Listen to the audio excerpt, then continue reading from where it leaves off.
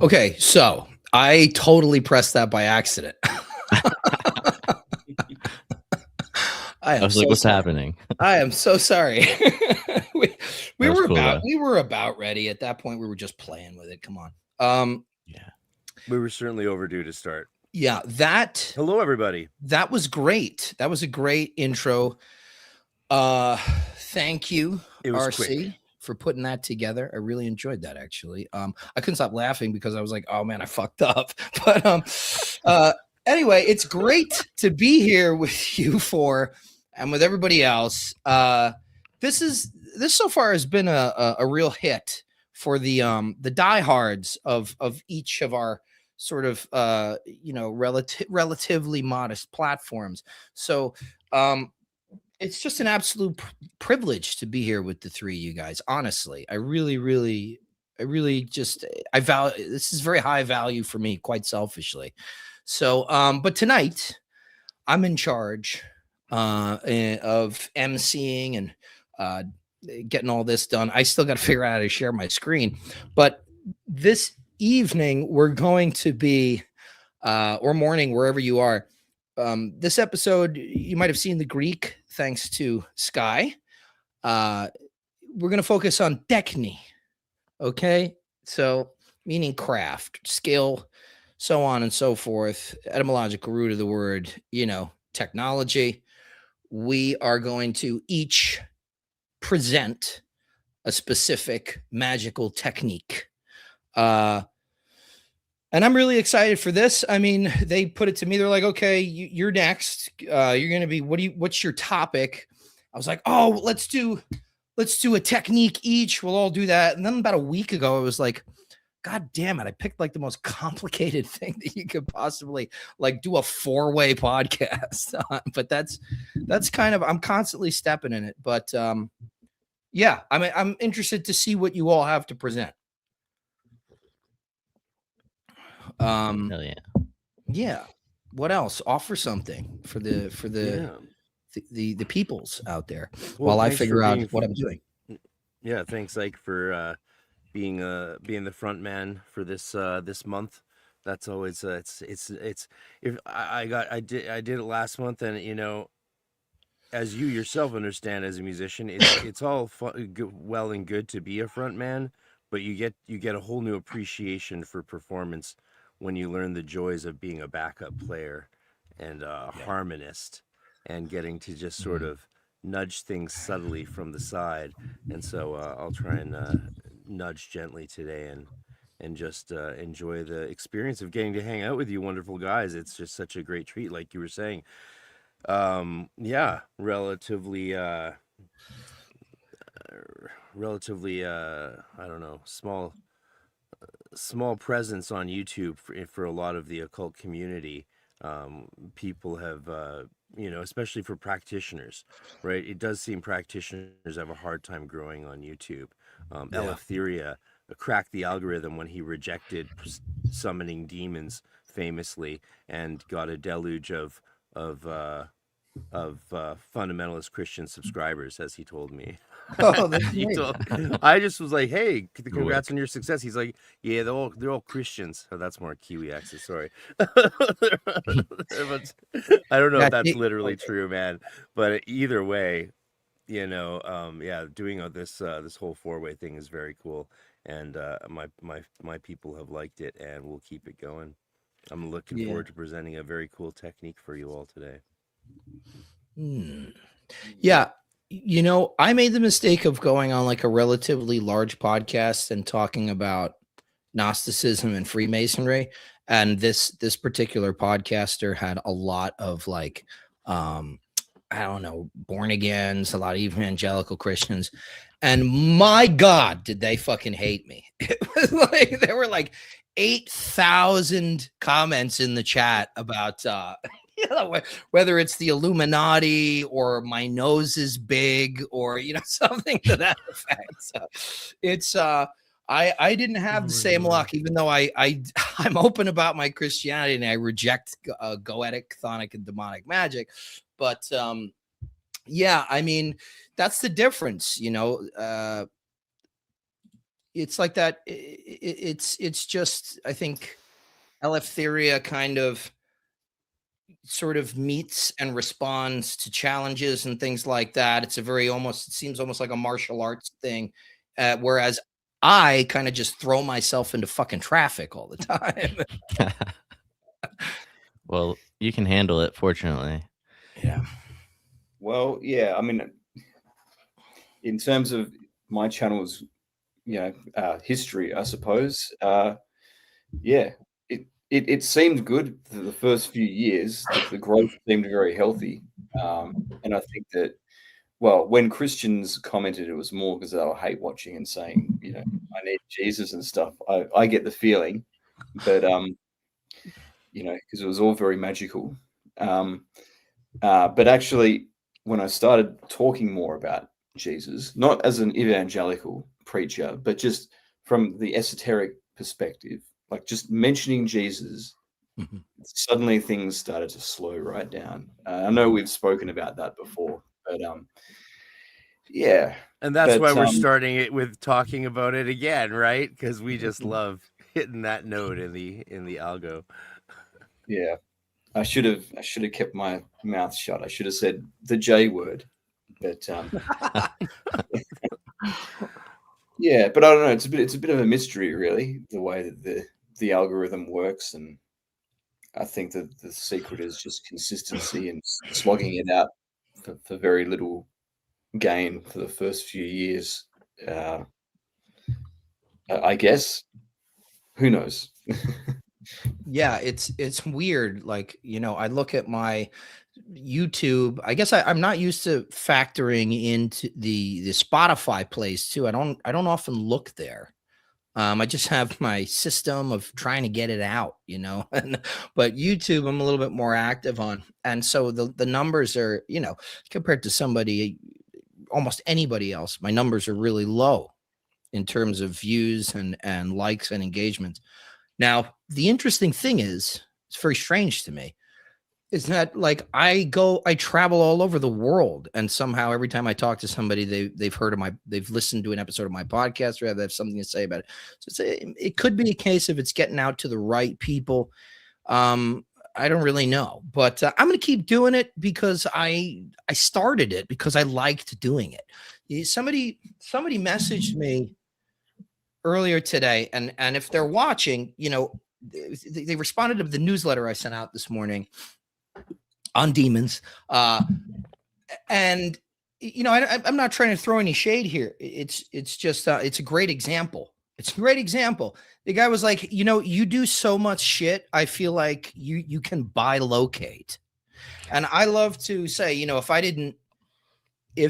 didn't appear to be magical, then what the fuck am I doing out here talking about I'm a magician, right? But the real thing is that a lot of people don't realize, it's like, and I think this is true for all of us, or in some facet or another.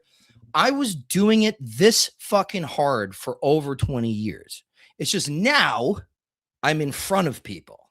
I'm on the internet. So it's like, it's a way of life, really. It's a way of life.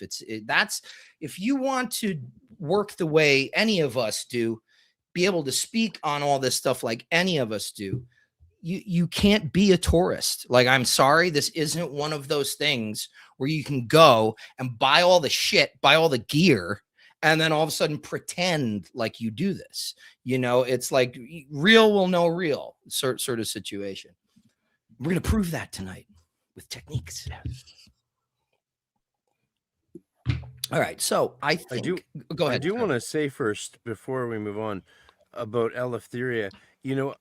When you first started your channel, I was really nervous you'd get sort of not, a lot of channels just can't get past a couple thousand subscribers and just don't get any traction. I was really worried. I'm always worried when I see new channels come along that I like, that's what's going to happen. And so it was great to see that didn't happen. But I think a lot of it, of the credit for that, does actually have to do with how you approached it and you should get credit for that. It's actually not just all about the algorithm.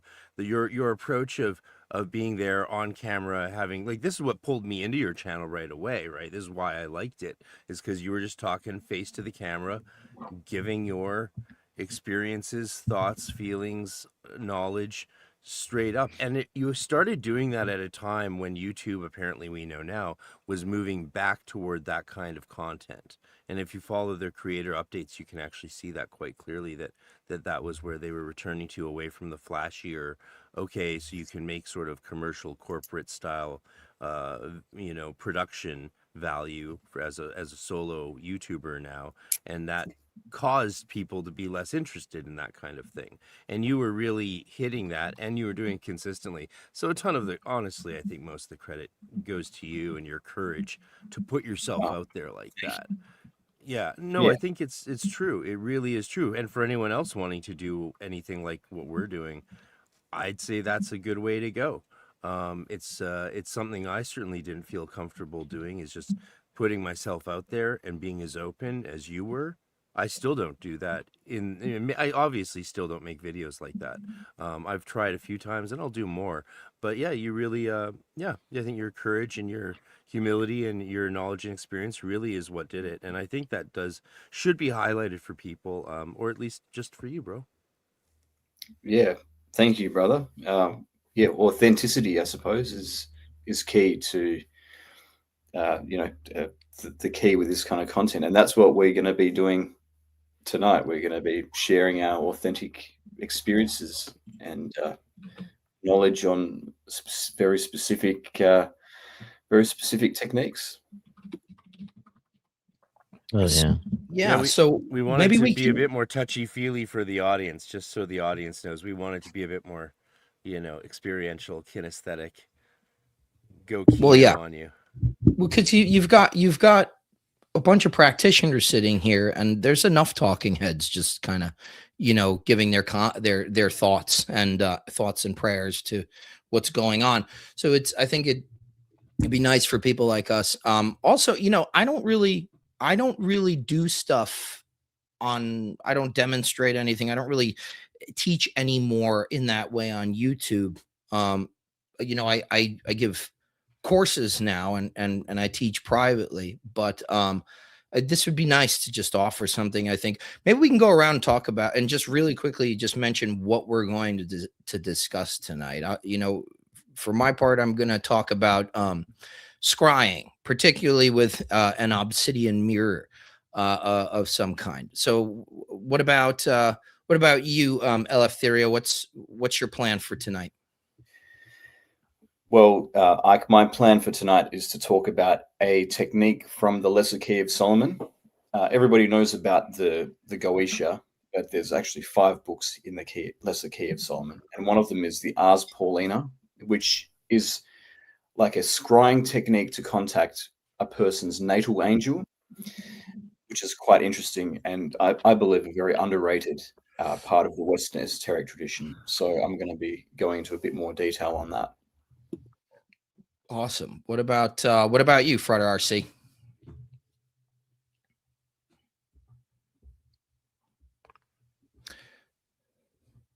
Can you guys can hear me, right? I can hear you. Yeah. Okay. Well, how about you then, Sky? What are you going to be talking about? That's all right. I'm going to be discussing astral projection and etheric projection. And I'm going to talk about something related to Sky's topic, but under the guise of Tattwas.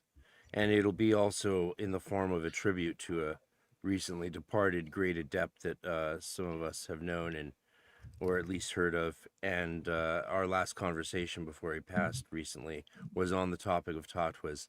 And he was a contributor to Regardi's The Golden Dawn. And one of our last chats was about how he did think Tattwas should be removed these days. And I spent a few hours giving him my argument why not. And I think I convinced him by the end. It's hard to say because it was very late at night and we were having a lot of fun. So that's what I'll tease. Awesome.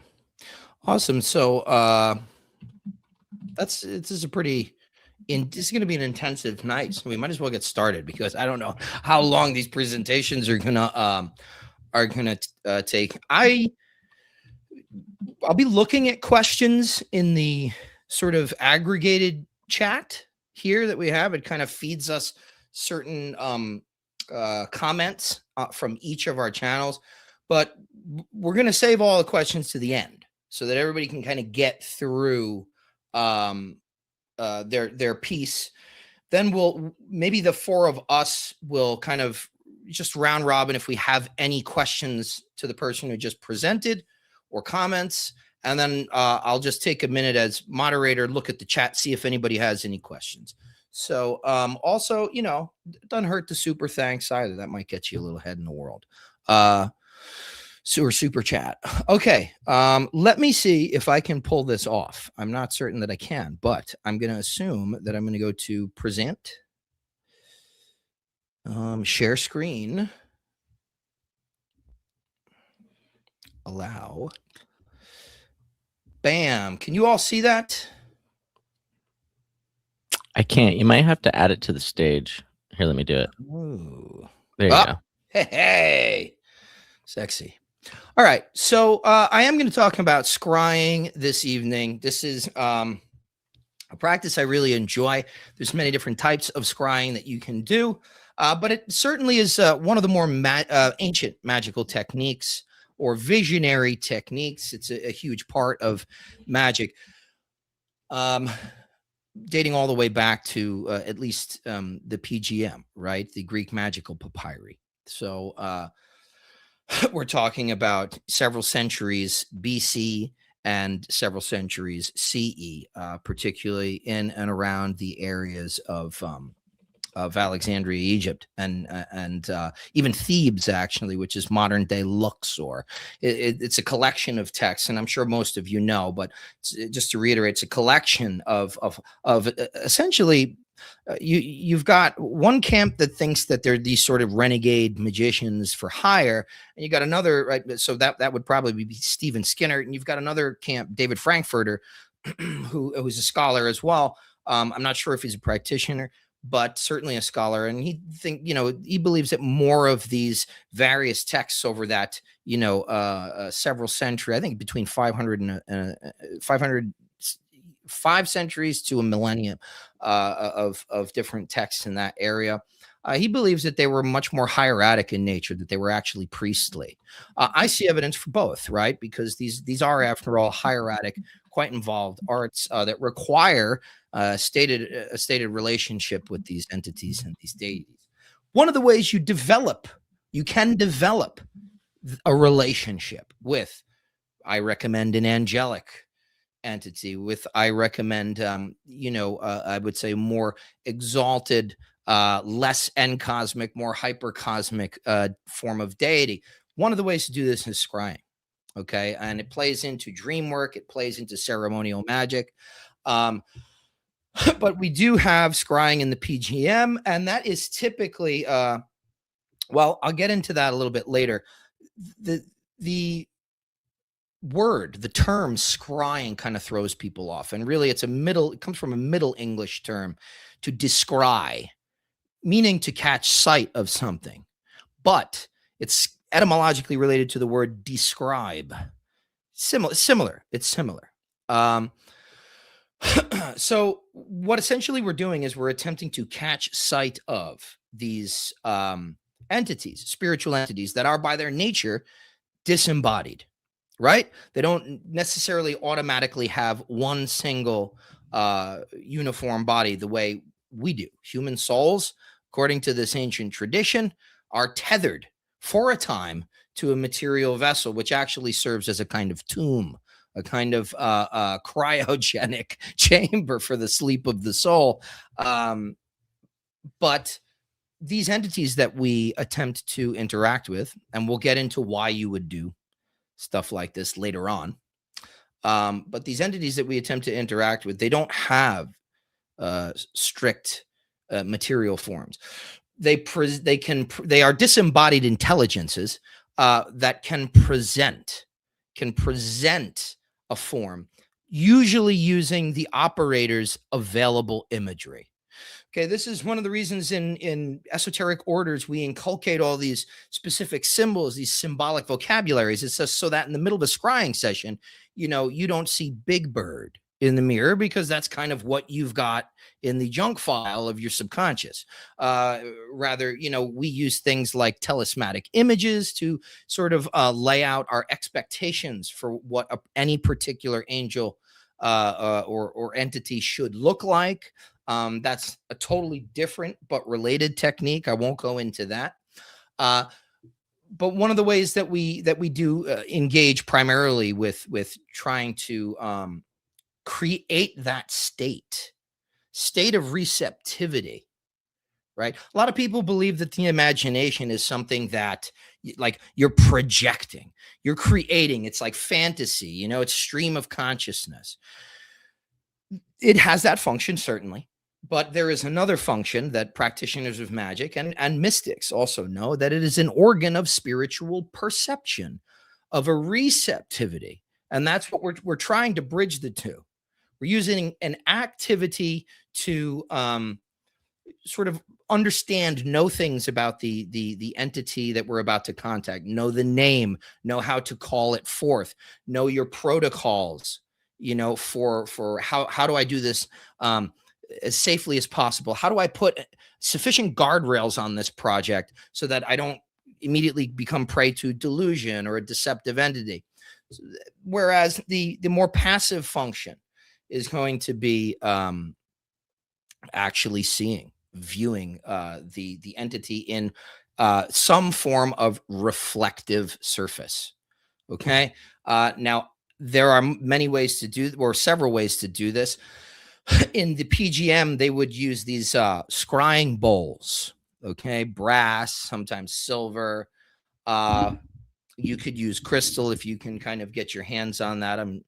That might not be great, because you could probably see your hands through the. You want as little distraction in your field of vision as possible. But what they would do is they would hold this rather shallow bowl of clear water up like this, and they would sit and stare over it, but they would drip oil. There would be many times they would just use olive oil, drip oil on the surface. It creates this sort of hyper reflective sheen and kind of intimates specific shapes and things of this nature. Iamblichus would have described something like this as the oil and the water working together to trap the light, to draw in the light to the surface of your scrying bowl. You are most likely all familiar with the crystal ball, right? I went to Atlantis bookstore in London. I went there 2 years ago, and I got to see they have quite a collection of original Golden Dawn items, and I got to come this close to Dion Fortune's original scrying ball. It was absolutely incredible. However, I don't use the ball method. It don't work for me. I just kind of like, I can't get into that receptive state. What really works for me is I have a 16-inch polished obsidian mirror that is concave. And I keep that wrapped in a linen cloth that is specifically black with sigils embroidered on the inside. Believe it or not, not the outside, the exterior of the wrappings, but the interior. And then I keep that inside a locked case, because effectively, anytime you utilize and consecrate, really by use in many ways, consecrate this kind of device, you're creating a window into another world. Okay. And that's effectively what it is. We'll get a little bit more into that in a minute. Oops, I always do that, gang. There we go. Okay. So I'm not, I talked a little bit about this. This is from a presentation I gave a couple of years ago at Esotericism and Freemasonry. I gave a workshop on scrying. I'm not going to go through this whole thing, because there's all sorts of juicy bits that you can learn from me, but not for free. And this part kind of this slide serves to attempt to explain the function of the imagination as an organ of spiritual perception. This is not entirely just complete, strict psychological stuff going on here. It's not just you casting an image, and you know, like a lot of the Jungians would say, well, what that image says is meaningful to you, and it's reflective of your subconscious. That's not what we're doing. And when you have the experience, when you have the phenomenology under your belt, you understand that this takes on an autonomy that is existentially jarring, startling to your like how you understand your reality.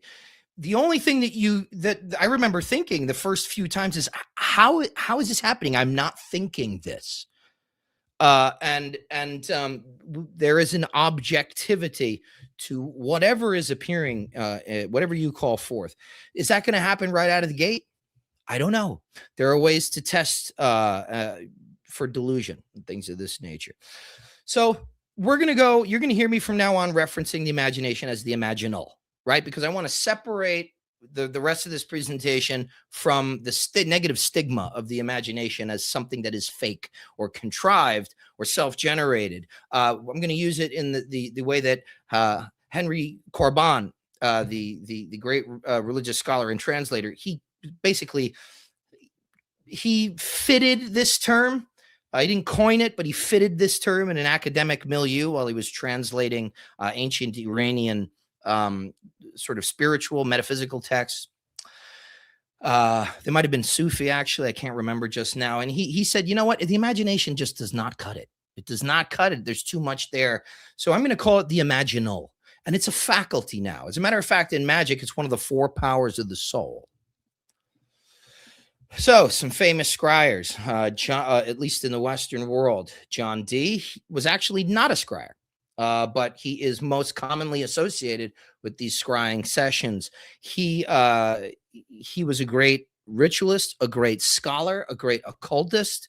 However, not a great scryer. He had to employ people to do it for him. Most of the time, he had Edward Kelly come in for the angelic communications. And I'm sure you guys all know the story there. Frederick Hockley is another one who's very underrated. His works are kind of collected in the Rosicrucian Seer. It's a book from the Foundations of the Golden Dawn series. Amazing series that collects unpublished letters. R.A. Gilbert mostly. I think Alec Howe published one. Or guest edited on one. They collect all these letters of these people that were associated with the Golden Dawn. And Frederick Hockley was a mentor and friend to Kenneth Mackenzie, who we know is somehow embroiled in that, Society of 8, early Egyptian Freemasonic thing that was going on at the time of the Golden Dawn. He claimed to have studied with Eliphas Levi for a short while. So the Rosicrucian Seer has a lot of really cool stuff on Frederick Hockley's scrying techniques. However, he also was not a scryer. He had to employ young chambermaids to view this, to be able to view this stuff for him. So sometimes people have this gift. Other times you got to get somebody else to do it. Luckily, as a friend of everyone here, most likely, David Rankine, he likes to point out these things work best most of the time when you have one person doing the ceremonial invocation, and you have another person sitting there scrying and, jotting down what they're seeing. So if you can't do that, that's fine. I normally don't do that, but historically, that's how a lot of this stuff worked. There was, an invocator, a sort of somebody playing the position of a hierophant or an invoking priest, really. That would more so be a hierarchist, but and then somebody doing the seeing or scrying. So there's a couple of risks that are associated with scrying and any kind of imaginal work. The first one being delusion. You might follow yourself down this really interesting, subtle, persuasive, dangerous psychological route that somehow makes you feel like you're some grand special wizard who is now in the company of the august company of angels, things of this matter, when in reality it could all be pure fantasy, which again is not what this technique actually is, if it's to be efficacious. Addiction is quite interesting, in particularly in visionary work in general. There's kind of a mysterious or dark allure to these kinds of practices. Again, I believe it's I think it's actually in Ritual Magic in England. Francis King, he talks about how Robert Falcon had a group of people in the Bristol Temple who got so addicted to sort of like, and this is relevant to what we're all going to talk about, they got so addicted to like astral travel and scrying that I think that the chapter dedicated to that era of Falcon's sort of career as a chief of the Splinter Order, it's called the Falcon's Astral Junkies, and he describes them very similar to like this flophouse junkie situation, except they're constantly going in division. So there actually is there's also overload that can come with addiction. Deception's a little different, right? Delusion is probably self-deception, whereas deception, the way that I'm contextualizing it here, has more so to do with, well, maybe it worked. Maybe you summoned something. Maybe there's something in that class. But there's always the possibility when you are working with things that are disembodied by nature, there's always a possibility that things on the other side of the veil are not being truthful. I like to think of it this way. If a person whom I know, perhaps maybe a decade, and I can see in front of me, can lie to me and get away with it, why the fuck couldn't a spirit? So I have a very healthy skepticism of all spirits, and the Golden Dawn teaches certain ways of testing them. And still, I keep them all at arm's length, really. The last thing, two-way traffic. Again, I've told you how I seal up my mirror. There's another technique, a simpler technique. It's called using the lightning flash. I do that with a particular oil. We'll get to that later. But there's potential two-way traffic. What do I mean by that? Do I mean something's going to like climb out, like coming out of like one of those black Acme holes from like, I don't know, the Roadrunner cartoons? That's not going to happen necessarily. But you can get astral bleed. I've experienced that. And actually, years ago, my fiance and I, we removed all mirrors from our bedroom. We sleep better. These are potential portals for somebody that is more active and does this work, and it can create astral bleed. Things can seep into your dreams, and that might sound like fun for somebody who doesn't do this all the time. For somebody who does this all the time, you need to keep the healthy boundary between these experiments and the rest of your life, especially if you have kids, you have a wife, a husband, whatever it is. You're going to want to just be cognizant that there's a proper way to store this stuff and seal it. When and why should we scry?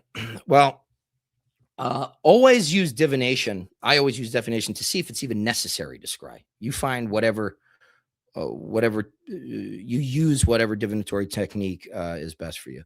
So the main reason it would be to attain knowledge we can in no other way attain. Okay.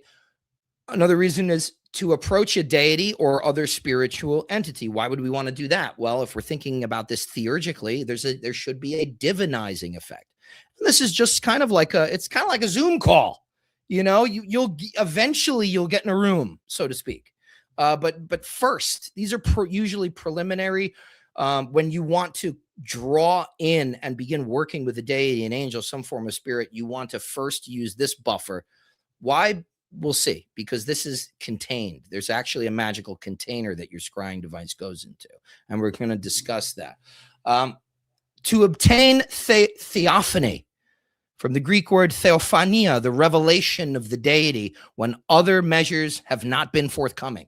So if you've used fluid condensers, if you've done ceremonial magic and it's looked like there's a goddamn grease fire in your oratory because of how much incense you've burned so that you can give it some sort of, subtle mass to take form. If you've invoked an angel or a spirit for your dreams and none of that has worked, then you try scrying. There are considerations, the first and foremost being mental health. If you have a history of mental illness of any kind, I do not recommend you ever do this, period. That's my imperator hat going on there. Lunar cycles. Now, well, here's the thing. Mental illness, it's dicey, right? Because that could be depression. But if you have something that's relatively severe in terms of identity, if you disassociate, if you suffered from schizophrenia, if you have a sort of manic disorders, even something like bipolar, I would encourage people to not play with this stuff. Lunar cycles. Best time to scry is in the waxing or full periods. Okay. It's not only traditional that we do invocations and evocations in that way, but there is a whole theory of how there is, well, first of all, you're less likely to get chthonic interference from a dark entity. And also, there is a theory that there is a greater volume of what we call etheric tide, and that goes into the Tattvic hours, really, the Tattvic tides. They seem to be fuller and more. There's a greater volume, greater buoyancy in the full moon period and the waxing full period. Okay, so I would say if you're going to really nail this and drive it home and refine it, do it in a waxing gibbous. Or you've got like a 3-day period for the full. Understand this kind of vision work, this kind of magic is the energies that you're working with, the things that you are rousing in your psychic faculties. They have an etheric counterpart. It's like trying to move one side of a coin without moving the other. You move the imaginal, you're moving the ether. And the more you've trained your organism to be able to do this, the more power you have. That's how magicians become so skilled at specific things that they don't even have to do complex rituals. But this energy is specifically, it's the same energy as your sex drive. Okay. It is intimately tied to the sex drive. So if you have issues of compulsion in this area, be aware that this will likely exacerbate it to one degree or another. All right, so the materials we want to use are, you can use crystals, water, and oil. You can do fire, right? There's fire scrying. I don't do that. I kind of zone out when I'm scrying, and I don't want to zone out with fire in the room. You can use a mirror. That's what I use. It's effectively obsidian glass. You want a protection sort of container that we refer to as the triangle of art. Okay.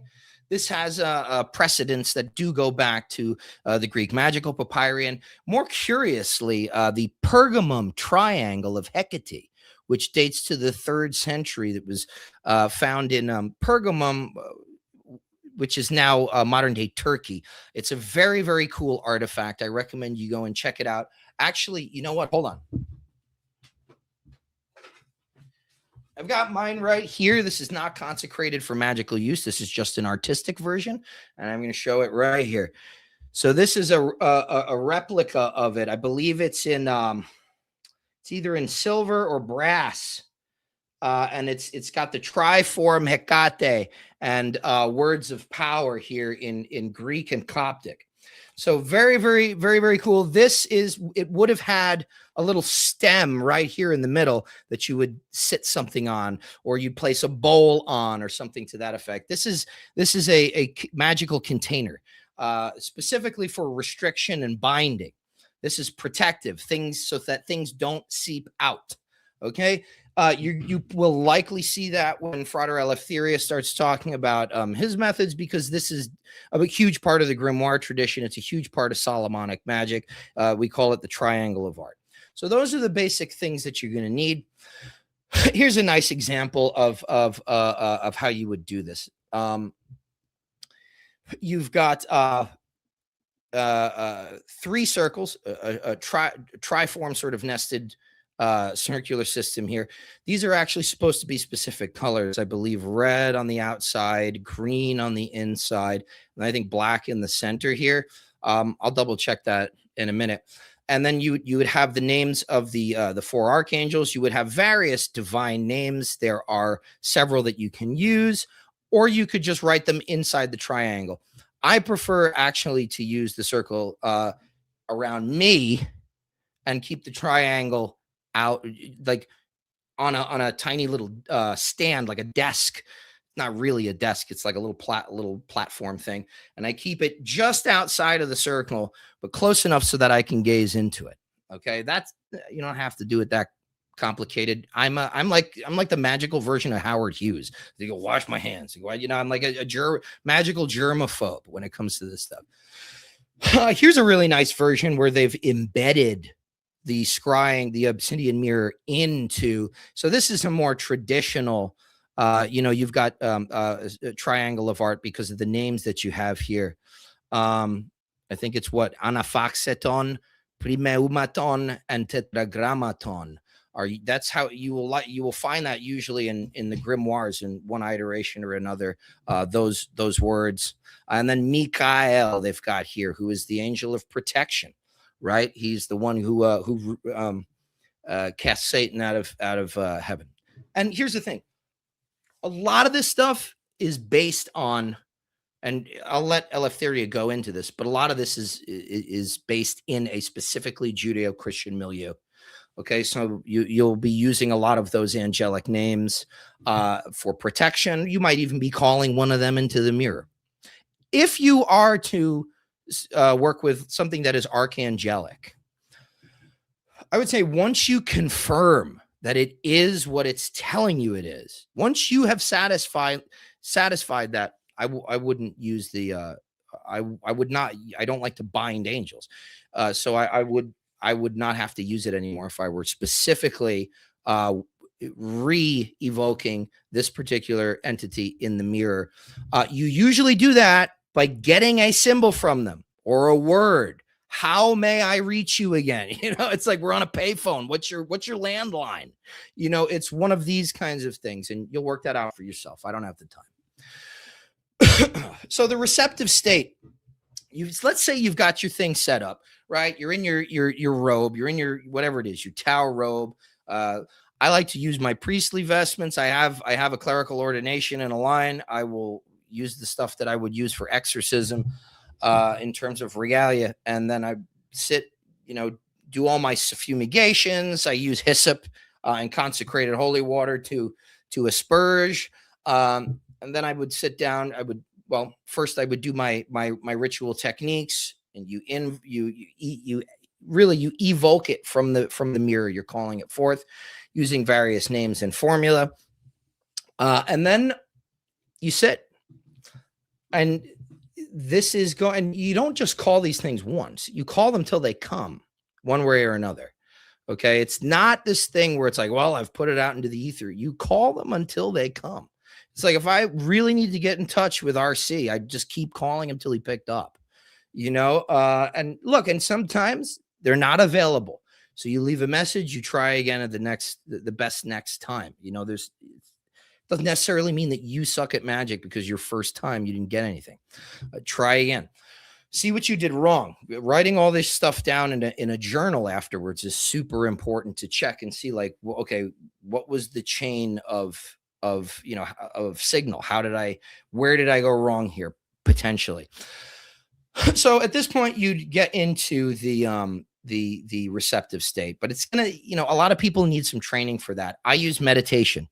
I like mindfulness and body awareness types of meditation. They tend to really, really get me to that point where I'm receptive, meaning I kind of lose sensation from the neck under. And at first that can be a little scary, but you just got to let the body go. Just be okay with it. It's part of feel the fear and do it anyway. This is part of you, especially when you astral travel. You got to be okay with leaving your body. You know, that is freaky. So, and the field of vision becomes 360 somehow. I can't explain it. I don't know how, but my field of vision is 360 degrees in all directions. I enter into a state where things can come forth with ease and with clarity. So this is what mindfulness meditation, this practice, since I've been doing this since I was 15 years old. That's I would never ever give up like that permanently. I've had times where like I don't do it as often, I fall off, but I would never ever stop meditating forever. I feel like you must do that in conjunction with this kind of a practice to, you know, if you don't already have this tremendous gift of inner vision. Astral vision, right? You're going to be using the imaginal. Energy work also helps. I wrote a book about it, Etheric Magic. There are postures you can use and ways that you can stimulate the energy of what we would call in Chinese medicine yin tang, and what is essentially the third eye in the Western tradition. You can use mantra to drown out the noise. I'm not going to give you a mantra, but you can find one. I mean, sometimes it could just be the name of the angel or the name of the entity that you're invoking. Fasting is extremely important for all this stuff. You don't want to have just like slammed the new, what is it called? The Archburger or something like that. With all the McDonald's controversy that's out there now. You do not want to have slammed a bunch of fast food while you're driving to, like, I don't know, the storage unit where all your magical shit is. But okay, you do not want to do that. You need to fast. Do you need to fast like you're in prison? No. Moderation, right? Because at the same time, you're going to be moving and stimulating and awaking vast energies that will effectively drain you. And you could be, there's a danger that you risk becoming incapacitated if you can't, you know, if your blood sugar drops, if you can't hold this energy. It's really like holding a tension, like almost, it's a sexual tension that you're holding. Sleep deprivation works really well. I do not recommend this. I must say that again. I do not recommend that you use sleep deprivation, but it works. So, for me, you always want to proceed this by ritual. You never want to just, let's pull out the old obsidian glass and sit it on the living room table. Always preceded by ritual. I use the Solomonic circle and triangle. Those are my protections in place. I do a banishing or a warding, really, and then an invocation for protection. And then you want to be seated before the mirror within your circle with the glass just outside. So what I do here now is I close my eyes. I got my face oriented toward the mirror like this. I close my eyes and I begin rhythmic breathing. And that's just the fourfold breath. I breathe in for a count of 4, hold for a count of 4, exhale for a count of 4, and then with an empty pair of lungs, hold. Okay. And I just do that until I finally can sort of hit that spot where from the neck down, I've lost most sensation or like connection. You can use mantra at that point, calling the angel's name or whatever you're invoking. Then you want to open your eyes when you're ready.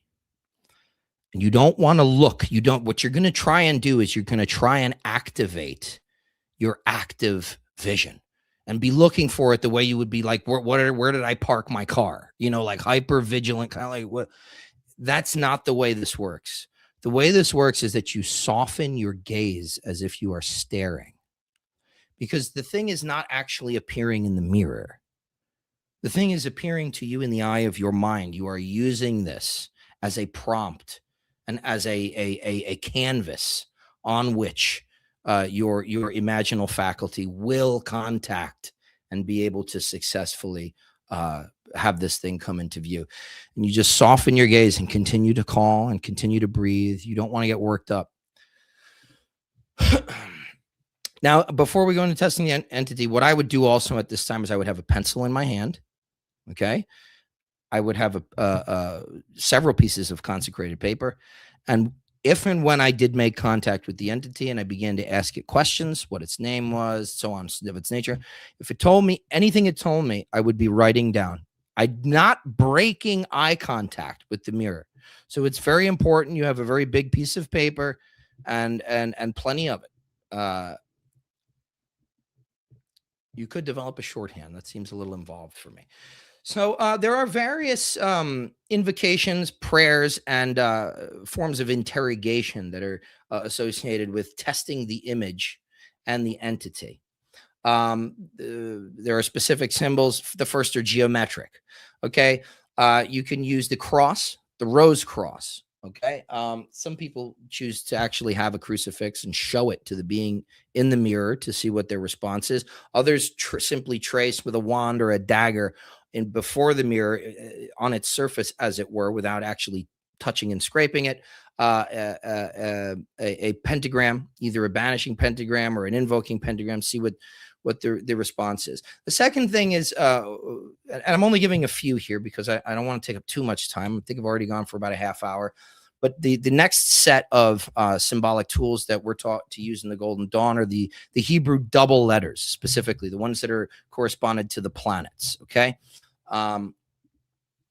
So you have you would inscribe these before the image. And now I'll just say this: if the image sort of dissipates, or if it becomes hideous, or if it becomes aggressive, or if it just completely fades, something was not where you wanted it to be. Okay. Like something was wrong. You didn't necessarily do anything wrong. You did something right by testing it. Now, if you inscribe one of these before the figure, the Golden Dawn papers say that if the being is true, the image will become more vivid. I haven't necessarily have had that experience an overwhelming amount of times. Normally, just nothing will happen. It'll stay strong and nothing will happen. Okay, so you would use the following letters to test for each. Bait, right? So the equivalent of the letter B, Mercury. This is for intellectual untruth, typically lying to yourself. Is this a delusion? Gimel, the correspondence to the letters C or G. This is a lunar symbol, and this has to do with trouble with concentration. And I'm getting all of these directly from J.W. Brody Innes of the Golden Dawn. Daleth, the equivalent of D, corresponding to the planet Venus. Enticement or pleasure, or enticement of pleasure. What did I say about the psychosexual energies? So if you see some, if you're calling forth Hecate and you see some Venusian nude sort of sensual look, and you could laugh, but it happens.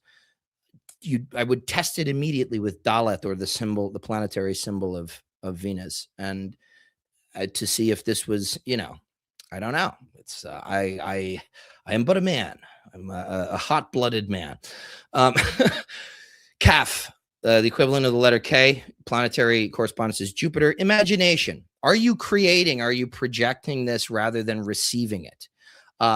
That's how I interpret that signification. Pei, corresponding to the letter P and F. Mars, anger. Okay. Let's say you're really pissed off at somebody and you're doing a ritual, either, God forbid, to get back at them, or just an unrelated ritual, and there's some sort of anger in your what we call your personal ruach, which is your psyche. There's something there creating interference and therefore generating a figure that is not true to what you want to be calling forth. Resh, the sun, testing for vanity. Does this make me feel really special that I'm talking with Metatron, the voice of God? Tav, Saturn, interference by memory. Is this something subconscious that you are creating a form based off of an ex-lover or a parent that you didn't get an overbearing parent, things of this nature. So these are a myriad ways. These are not the only ways to test them, but they're probably the most readily available. Hockley, for instance, has a litany of questions specifically concerning their relationship to Christ. D has that too. Okay, he's got his own ways of kind of stopping every 5 minutes in some of his records to pray in the middle of the sessions and pray to the highest God and invoke Christ. If that's not your path, right? I don't need everybody to be a Christian just because I'm a Christian. If that's not your path, you can use something that's a little bit more, just general and planetary, geometric. There are other scrying symbols. You can use the Tattwas. You can use the Western elemental symbols, right? Fire, air, water, and earth. I would use them in their elemental colors. And then like the Tattwas, you can scry the sub-elements. Fire of air, water of earth, air of air, air of water. Okay.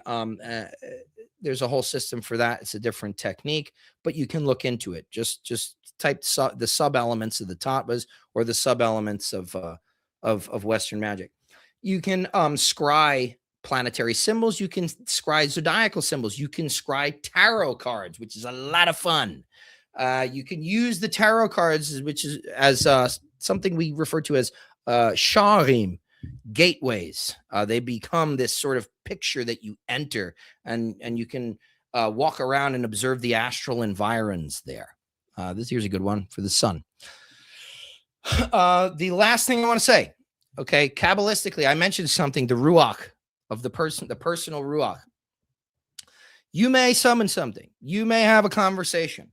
This may go swimmingly, and there still might be one final element, which is the personal Ruach, which are the lower 7 planets on the microcosmic tree of life that correspond to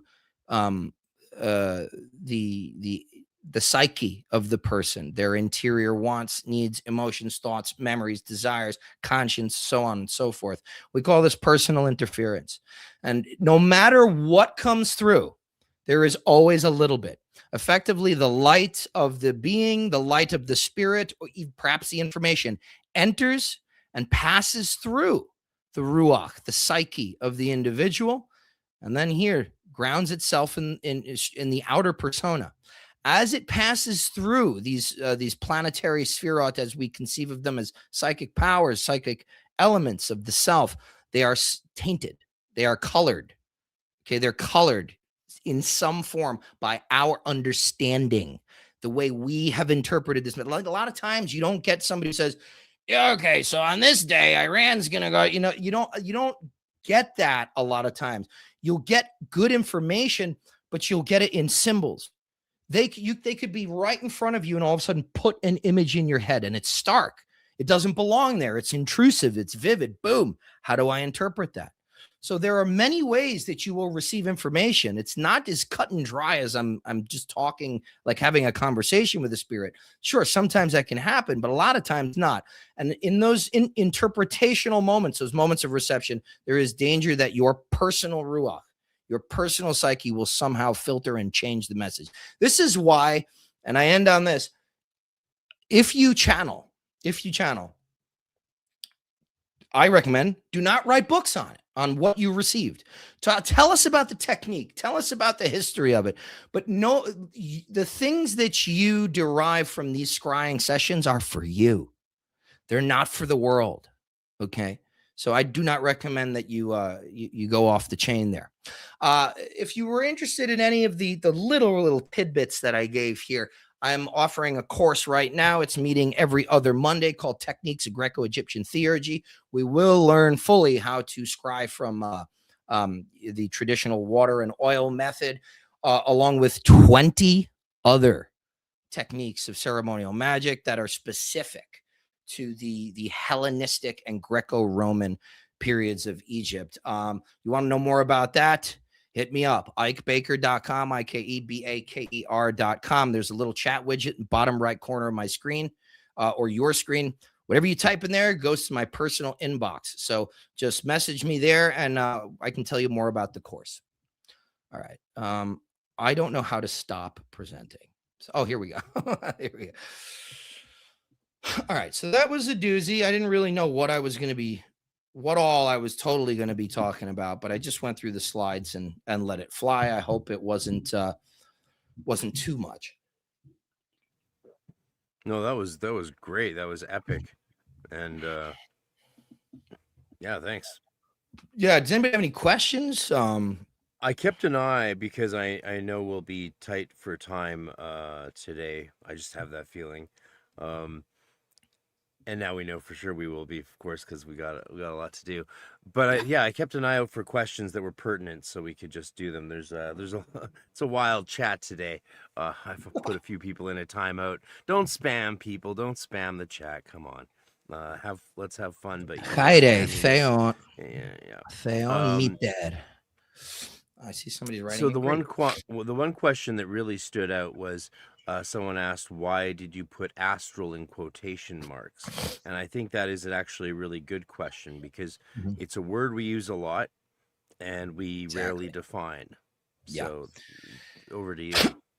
Yeah, so that's exactly it. Normally, when I give the full version of that presentation, there half the audience is assuming I mean one thing, and half the audience is assuming another, because we come from even though we're a small-ish community, we do tend to come from vastly different traditions sometimes, or at least traditions that are interpreting the same or similar material in vastly different ways. So a lot of people think when I say astral, I mean like the body of light. Okay, if you're looking back at the ancient Greek, sure, astron, right? Plato and Aristotle say that the soul is of a starry nature; it has a starry vehicle. That's not the way I'm using it, and this is what happened when you hear when you read Eliphas Levi talk about the astral light, when you hear Blavatsky talk about the astral bodies and things like this.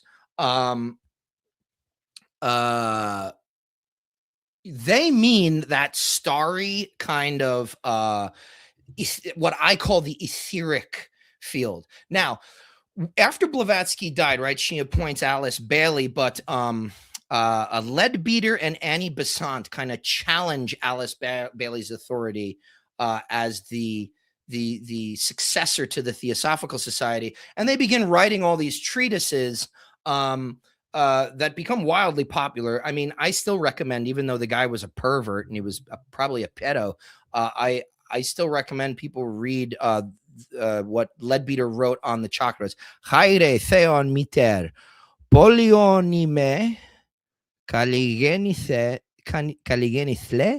haire ekati. Oh, okay. Why are people writing Greek in the chat? Okay, so to get back on that, what they do, what Besant and Leadbeater do, is they start using astral in a different way. They're not talking about the etheric anymore. They reoriented to the imaginal faculty.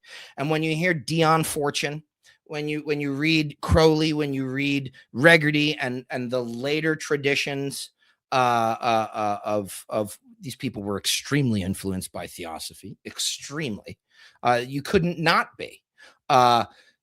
When you hear those writers, the sort of second class of the Golden Dawn, really Regarty, Fortune, so on and so forth, when they say the word astral, they mean the imaginal, right? There's an astral plane. That is the plane of the imagination. Part of it corresponds to Yesod on the tree of life. So I usually put that in quotations to say, okay, it used to mean one thing. In modern parlance, like post Blavatsky, most people working in this milieu are actually referring to the imaginal. Hope that answers it.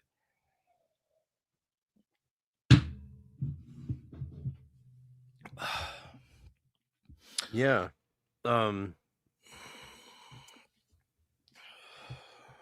I really enjoyed a lot of the things you talked about. You covered a lot of ground, so it's hard to pick anything to go back and forth on, really. Yeah, I mean, I went over. Yeah. Well, it's okay. It's okay. I mean, hey, the reason we have a structure is the same reason we have a set list, so we can ignore it if we need to, and that's all right. Mine can be shorter. That's totally fine. So I'll take the hit on time if we need it, and I can go last even, so that you guys can have as long as you want, Sky and Eleftheria. I'll hang to the end.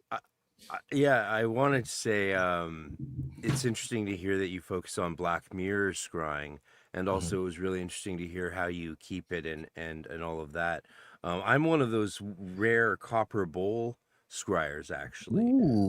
I hammered out a copper bowl in shop class in Waldorf school in like grade 9.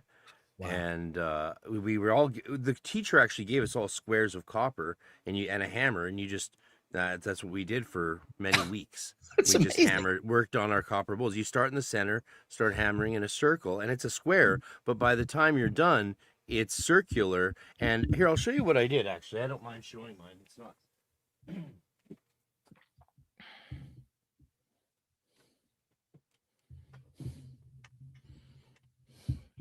And just while he's gone, just to fill the dead air, I believe personally, making stuff like this the way he did is way better than acquiring.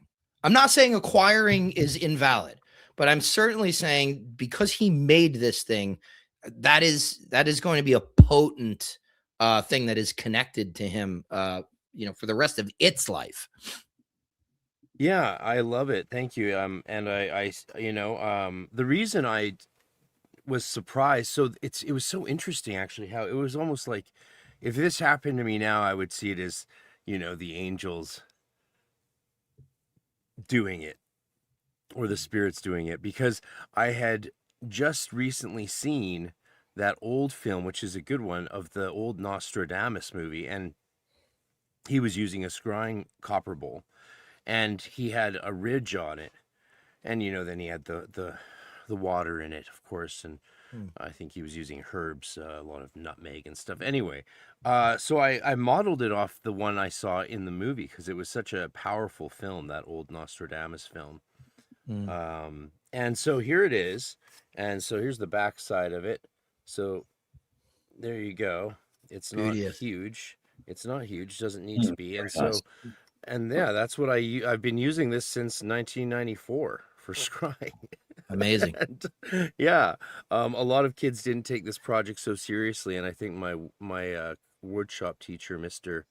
Gunter Schneider, yeah, that's his name. Been a long time since I thought of him. He was probably very surprised how seriously I took this project. But I ended up getting more into workshop class and finished my graduation project. I carved a 8-foot tall Celtic cross crucifix that I then crucified myself to for my graduation project. It was a fun time. And so this is the scrying bowl I use. I fill it with, special water if I can. Otherwise, I'll use what I have. But my practice has evolved. So originally I would then also trace the sigils and the names. I would just write them with my finger or my wand around the side of what spirit I was working with and put the water in. And for years, I just focused on the surface of the water to see, what I got out of it. I was very early days in those in that time. But eventually I came to realize that the scrying bowl wasn't so much for me to have. In the beginning you're looking for flashes of light or real physical phenomena, but that just wasn't something. And then I joined the Golden Dawn and I started learning more than I had known from my early training through Llewellyn books and transcendental meditation and all of that stuff. And reading Rigardi's Tree of Life, that was a seminal book for me from when I lived in an OTO house when I was 10, right? Weird times. But recently, in the last 5 years, since getting more into Stephen Skinner's work and the Grimoire Revolution and all of that, I started experimenting. And what I started experimenting with was adding oils to the water, which is something I had done in the past, but not so much. And the real breakthrough came when I started seeing the scrying vessel as a home for the spirit. Just like, when someone mentioned wants to hear a bit about Enochian in the future, and we could do a whole one on Enochian. We could do a whole session on that, and we probably should. But the real shift came when I realized that this was creating a space for a spirit to stick around and to have a home, so I could communicate more clearly. And once I started doing that, the scrying sessions became much more prolonged and clear, but also it became useful as a receptacle when I was doing even tarot readings for people, especially if I was doing multiple tarot readings, or heaven forbid 10 hours of tarot reading straight, which occasionally I do for they make it worth your while, and it is fun. By the end of the night you feel like high as fuck, just on spirit from interacting with all these different people's energies. So the breakthrough came when I started adding oils, but also thanks to Stephen Skinner's publications, I learned to experiment by putting my crystal ball in the bowl.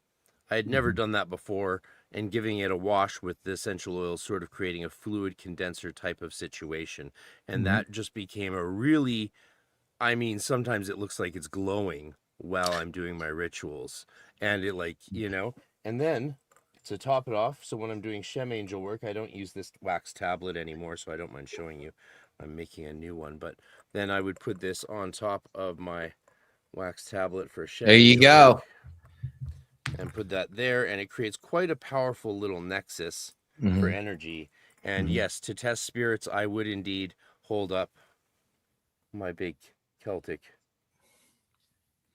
crucifix. Yeah, I use a rose. I use a rosary actually, but I know that's not for anyone. Well, everyone. I know the one thing that I do want to say is actually that I it's a little bit more involved, but I will typically anoint the mirror before I begin to scry with a rosemary oil, or mugwort oil. Or sometimes, and now I make all this stuff. We grow rosemary in the front yard. Mugwort grows all over by the park over here. So we'll take it and dry it out, and Nicole will make tinctures and things out of it. And I'll, of course, be making moon juice, like magical oils and ointments and stuff. And you put the dried up plant material in a decent volume of virgin olive oil, and you put that in a double boiler situation, and you just let it condense for like 3 to 4 hours. And then you could consecrate it and do things like that. Now, the mugwort specifically, and here's the reason I bring this up. For me, I've done, like everyone here, I've done a million different types of magic. The most powerful magic I've ever, to this day, that I've ever experienced has to do with plants. They can just be in the room, and crazy shit, especially mugwort with the dreaming life. So what I'll do a lot of times, I'll take the mugwort with a specific finger and just rub it in to the third eye area until I feel that start to vibrate. It actually feels like somebody's blowing on it in a little whirlpool kind of motion when it's good and ready. And I will either use the mugwort oil to anoint the mirror, or rosemary oil, because I got that from Rankine in his Grimoire Encyclopedia. I thought that was kind of cool, the experiment. Yeah, that all sounds really really cool. Like you guys describing your scrying techniques and stuff, and thank you for that, Ike. I had a couple of questions or contributions, I suppose.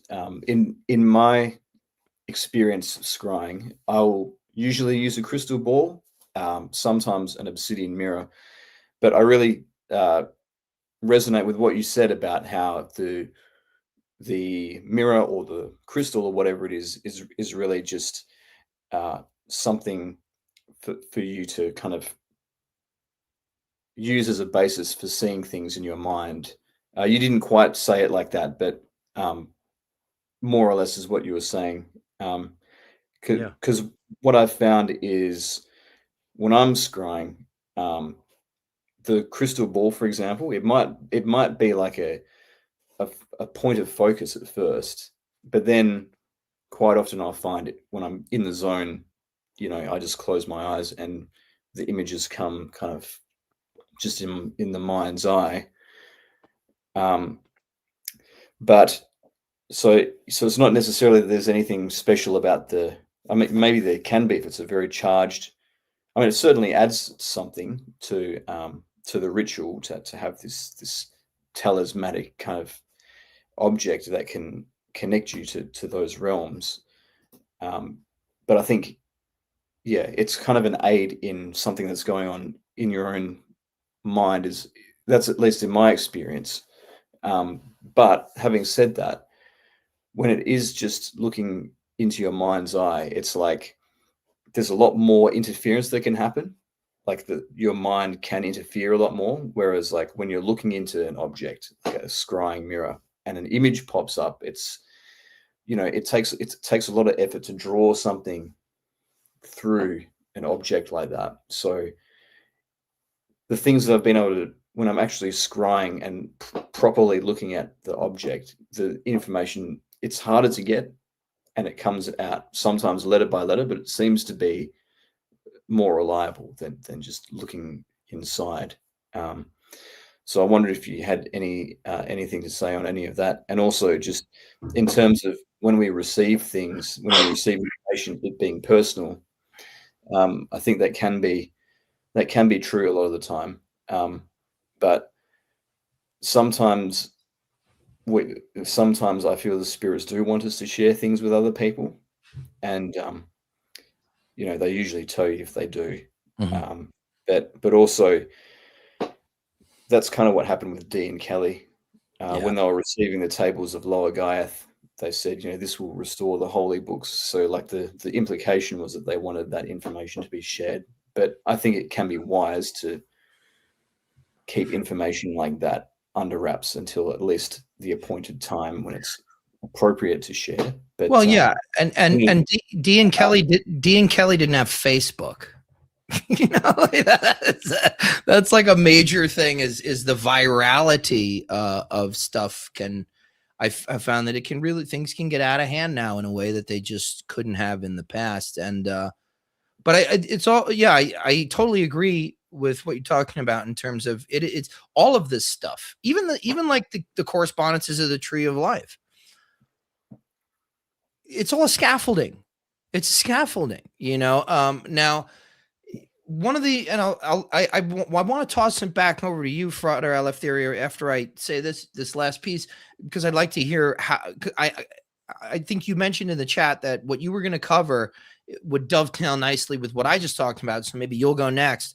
But I had through guided visualizations with the temple chief of my Golden Dawn temple, way back when, very, very early, we did these trainings where we would, use I was doing path working as a neophyte, and that kind of stuff. And I remember the first time that I was introduced and I had this experience, on the astral or in the astral with a sort of I hate using this word, but like a spirit guide, a teacher, a tutelary spirit.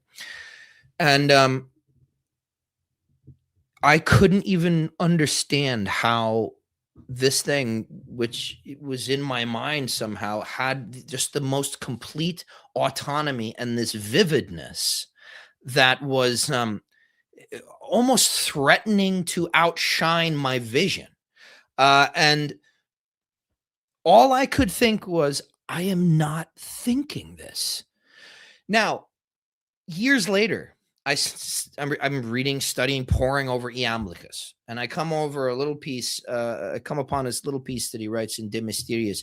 Actually, no, it was in De Anima. It was on the soul, and he's talking about what happens when you purify specifically your etheric vehicle.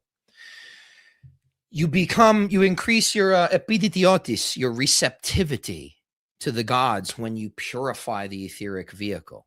You become able to receive them better and more fully. And the way that you receive them at first is in what he calls the fantastikon, which is the imaginal. And the way that he describes it, give me chills, right? Just recalling it. He says, the mind and attention follow what happens because they are not seized by the divine. That's me saying, I am not thinking this. My mind and attention are following what happens. The next line is from Iamblichus, but the fantastikon, the imagination, is seized by the divine and raised up above what is ordinarily human. I've got the chills just saying that, because now this is somebody writing like 1700 years ago of exactly what we're experiencing today. So yes, absolutely. That's what the whole point of me saying that, like, the imaginal is a power of the soul, and things like scrying mirrors, things like, whatever it is, fluid condensers, they're aids to becoming adept with these things.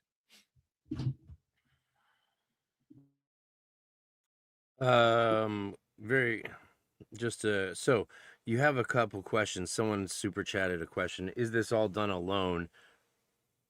I mean, I can answer that. I mean, definitely not. It can be done alone, but there's a reason people use scryers and do it in groups.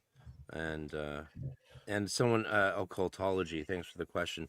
Yeah, when I talk about fluid condensers, I am talking about the same thing that Franz Barden is talking about. And the reason they're called fluid condensers was because they saw it as condensing the astral fluid that would give body to the spirit, so we can interact and experience it.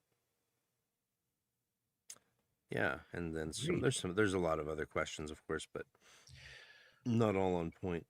Well, maybe let's get to Eleftheria's piece, because we're at about 9:30 It's here. been an hour and a half. Yeah. We have to fit 3 of us into the next 30 hour and a half, so we can do it. Mine can be short and sweet. I can keep it tight. Well, you're a very sweet man. Oh, Okay. No. I mean, I think potentially I can keep mine relatively short and sweet as well. So, am I on? Go for it, brother. Okay, excellent. So, as Ike said, my topic dovetails nicely into his of scrying, because I'm actually talking about a magical technique from Western ceremonial magic, which involves scrying. There's sort of a ritual setup, and then the central piece is using a scrying crystal, similar to Enochian magic. But in fact, what I'm talking about is the technique in the Ars Paulina, which is one of 5 books in the Lesser Key of Solomon, one of the famous texts of Solomonic magic, known infamously as the book that contains the Goetia. And unfortunately, that's most of the time all that it's known for. But there's so much more stuff in there that's not evil, summoning demons. There's evil spirits in the Goetia, but there's some of the Lesser Key of Solomon deals with mixed good and evil, or good spirits, and so we're focusing on the good today. So people asked me in the previous SYNAXIS about my editions of the Greater and Lesser Key of Solomon, what translations that I refer to, which is part of my motivation for looking into this more deeply, because I feel like I didn't answer it as well as I could have, because it's been a few years since I've looked seriously at this stuff. Most of my practice these days, spiritual practices to do with the work on oneself. So some of my grimoires are gathering dust, but I did have a look at the translations. The Greater Key of Solomon was the Mather's translation version of that book, the one that I have, and the Lesser Key of Solomon that I'm referring to is this one. It's the Joseph Peterson edit of the Lesser Key of Solomon, and it's based on a number of different manuscripts. It's too much detail for me to go into now, but that's the volume that I'm using. And so let's get straight into it. There's a couple of things that I'll note about that as we go on, but so just, where was I? Okay, so we're talking about the Lesser Key of Solomon, the different parts of it, and then the Ars Paulina is the 3rd book of the Lesser Key of Solomon. And there's 2 parts of the Ars Paulina, or the Art Pauline of King Solomon, as it's also called. And so the first part is about contacting angels of the hours of the day and night, and there's different talismans for doing that. And then the second part is about establishing contact with one's natal angel, or at least one of the natal angels that you can find. Agrippa gives a different technique for finding a natal angel to what's in the Ars Paulina. But the second operation, contacting one's natal angel, is what I'm going to be talking about. So there's this idea, in Western ceremonial magic, through people such as Agrippa, that we have a personal angel, a personal daemon, if you will, who's represents our higher spiritual genius in some way that we can contact and get information from for our spiritual development. And astrology is one method for finding that daemon, because the stars represent the heavenly influences, and the different placements of our chart represent the specific influences on our life. That's basically the theory behind it. And so I want to make a note about this quickly, because this sounds similar to the idea of the holy guardian angel, but I want to actually argue that it's not. And one feature of this particular version of the Lesser Key of Solomon is that in the conjuration that I'll be going through. It describes it as the conjuration of the Holy Guardian Angel. But actually, different manuscripts simply call it the prayer.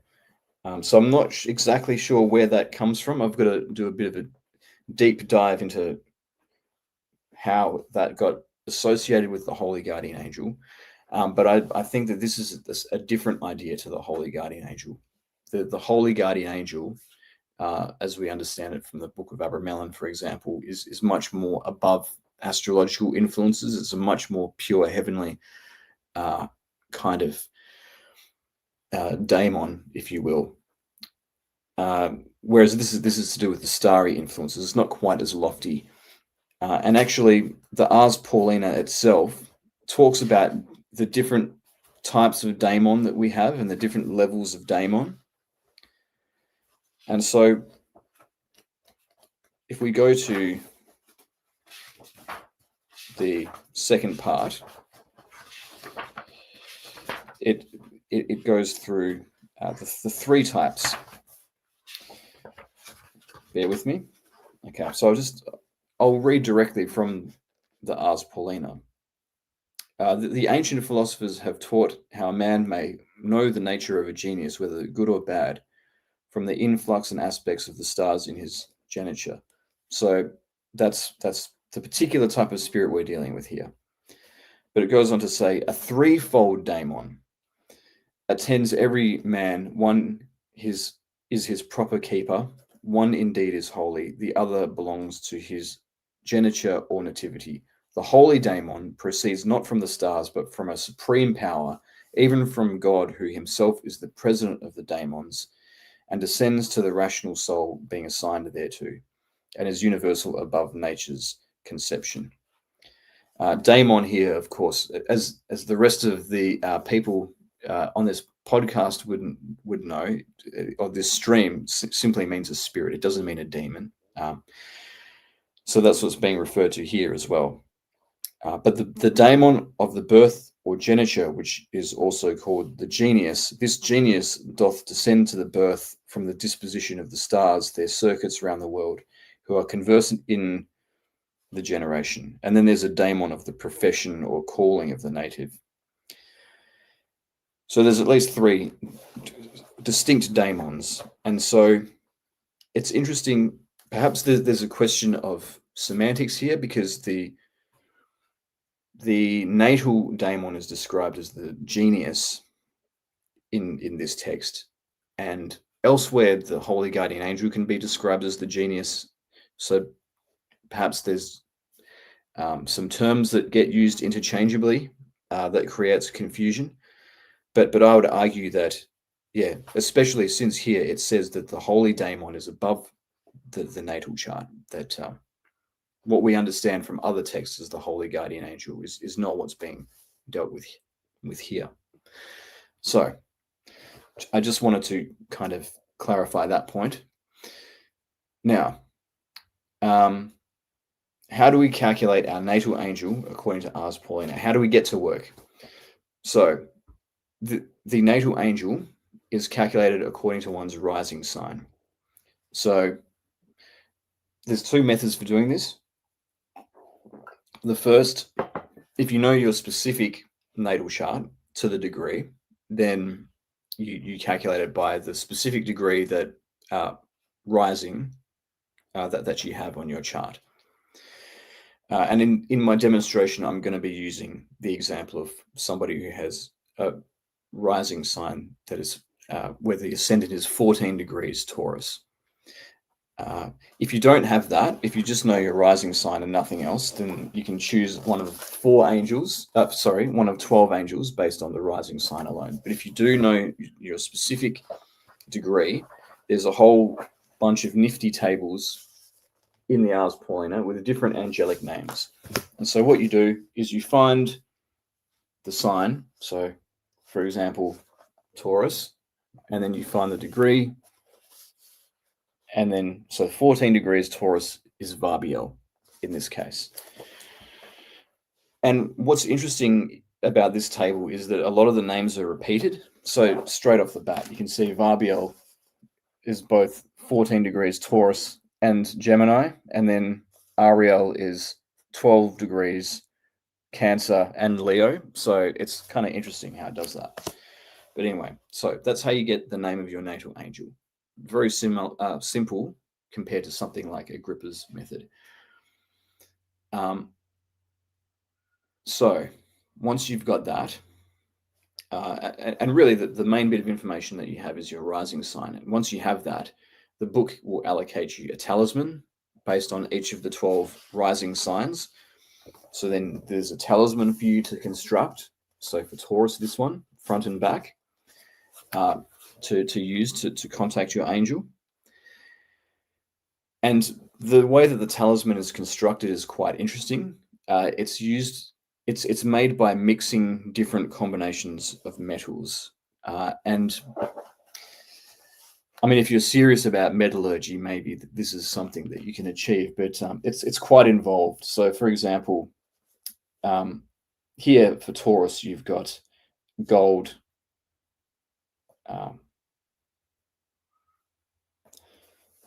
Sorry, that's the footnote. Here we go. Yeah, so it's got the planetary symbol for each metal. So you need to know that gold is the sun, silver is the moon, and so forth. And then it gives you measurements for how much an ounce, a dram. Very medieval, very involved. And if you're not great with that and you're not much of a metallurgist, what I ended up doing was just mixing different colored paints, metallic paints, to get the mixture, and then applying that to a piece of card or wood to create the talisman. So it's a bit of you might say it's a bit of a thrift shop version. But if you want to go the whole 9 yards, get your smelter out, I suppose. But then, so you got the talisman, and then you're also going to get an element for your angel. So based on the rising sign, and the element of the sign will determine the element of the angel. So obviously, your fire signs, Aries, Leo, for example, are going to be fire element. And then different elements will have different strengths. The angel will have different strengths based on his element. So the types of information that you might want to ask a particular natal angel will be determined by its element, whether it's better placed to do that or not. And then each element is also attributed a direction, which gives the angel a direction. But the attribution of the directions to elements is different to what's in the Golden Dawn, either in terms of the 4 cherubs at the macrocosmic level or the microcosmic elements. The directions are fire in the south, earth in the west, air in the east, and water in the north. So basically, you get your direction to know which direction to face when you're invoking the angel. And then the timing for invoking the angel will be when the sun enters the relevant zodiac sign, when the sun enters the rising sign that you're born in. So that's all of the preliminary stuff. And in terms of preparation for the scrying, Ike has discussed that already. So that works well with what I'm talking about here. And I'll just show you the talisman that I prepared when I did this like 10 years ago or something. It looks like this. That's the one that I prepared. So that's the sort of thing. Presumably, what you need to do with the talisman is put it on a table of practice. It doesn't actually say that in part 2 of the Ars Paulina, but in part 1 of the Ars Paulina, it says to put the talismans you create there on the table of practice. So that's going into the magical container that Ike was talking about. In terms of the actual ritual tools, you need a table that has this design on it of the table of practice, and then a white linen cloth over that, and then the crystal ball on top of that. And when I did this, I made a kind of placemat of sorts to serve as the table of practice. That's how it looks. But I've golden dawnified it a bit by adding the different colors of the planets. And you can see this is something that is very Judeo-Christian influenced. Actually, that's upside down. That's the way it should be. Sorry. Saturn at the top. Yes. Let's check that. So anyway, this is something that I just rested on the table. Yep, Saturn at the top. And you can see that there's a clear Jewish, especially, influence. And I mean, the obvious thing is the Star of David, but also this design looks a lot like a Seder table that you would have at Passover, which is something I only realized very recently. And so, you know, the scrying crystal will be mounted on top of that in the center of your table of practice.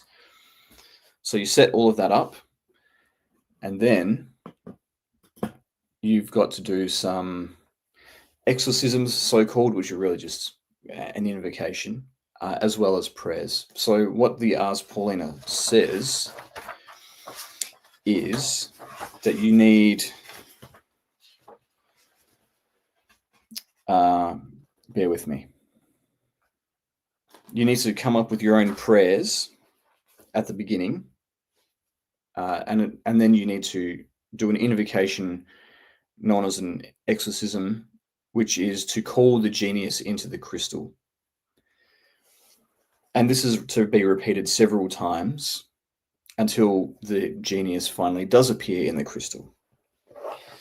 And so what this prayer or exorcism is as follows. So using again the example of Varbiel. O thou great and blessed Varbiel, my angel guardian, vouchsafe to descend from thy holy mansion, which is celestial, with thy holy influence and presence, into this crystal stone, that I may behold thy glory, and enjoy thy society, aid and assistance, both now and forever hereafter. O thou who art higher than the fourth heaven, and knoweth the secrets of Elenel, thou that rideth upon the wings of ye winds, and art mighty and potent in thy celestial and superlunary motion, do thou descend and be present, I pray thee, and I humbly desire and entreat thee, that if ever I have merited thy society, or if any of my actions and intentions be real and pure and sanctified, before thee bring thy external presence hither, and converse with me, one of thy submissive pupils, by and in ye name of the great God Jehovah, whereunto the whole choir of heaven singeth continually, O Mapa Laman, Alleluia, Amen. And you read that out as many times as you need to before the angel appears in the scrying crystal. And that's it. That is the operation of the Ars Paulina. I might just quickly touch on my personal experience with this. So I have done this many years ago just to see what would happen, and it's not as impressive as, say, contacting something like the Holy Guardian Angel, but there was a lot of quite good information that came through. When I first started it, I actually could make out an image in the scrying crystal of like a little green angel, like a miniature person holding a key up. It almost looked like a little green fairy. But then that was the most impressive thing that happened in this crystal itself. I kind of more went within after that and sort of went into the zone, so to speak, and just paid attention to the words that came.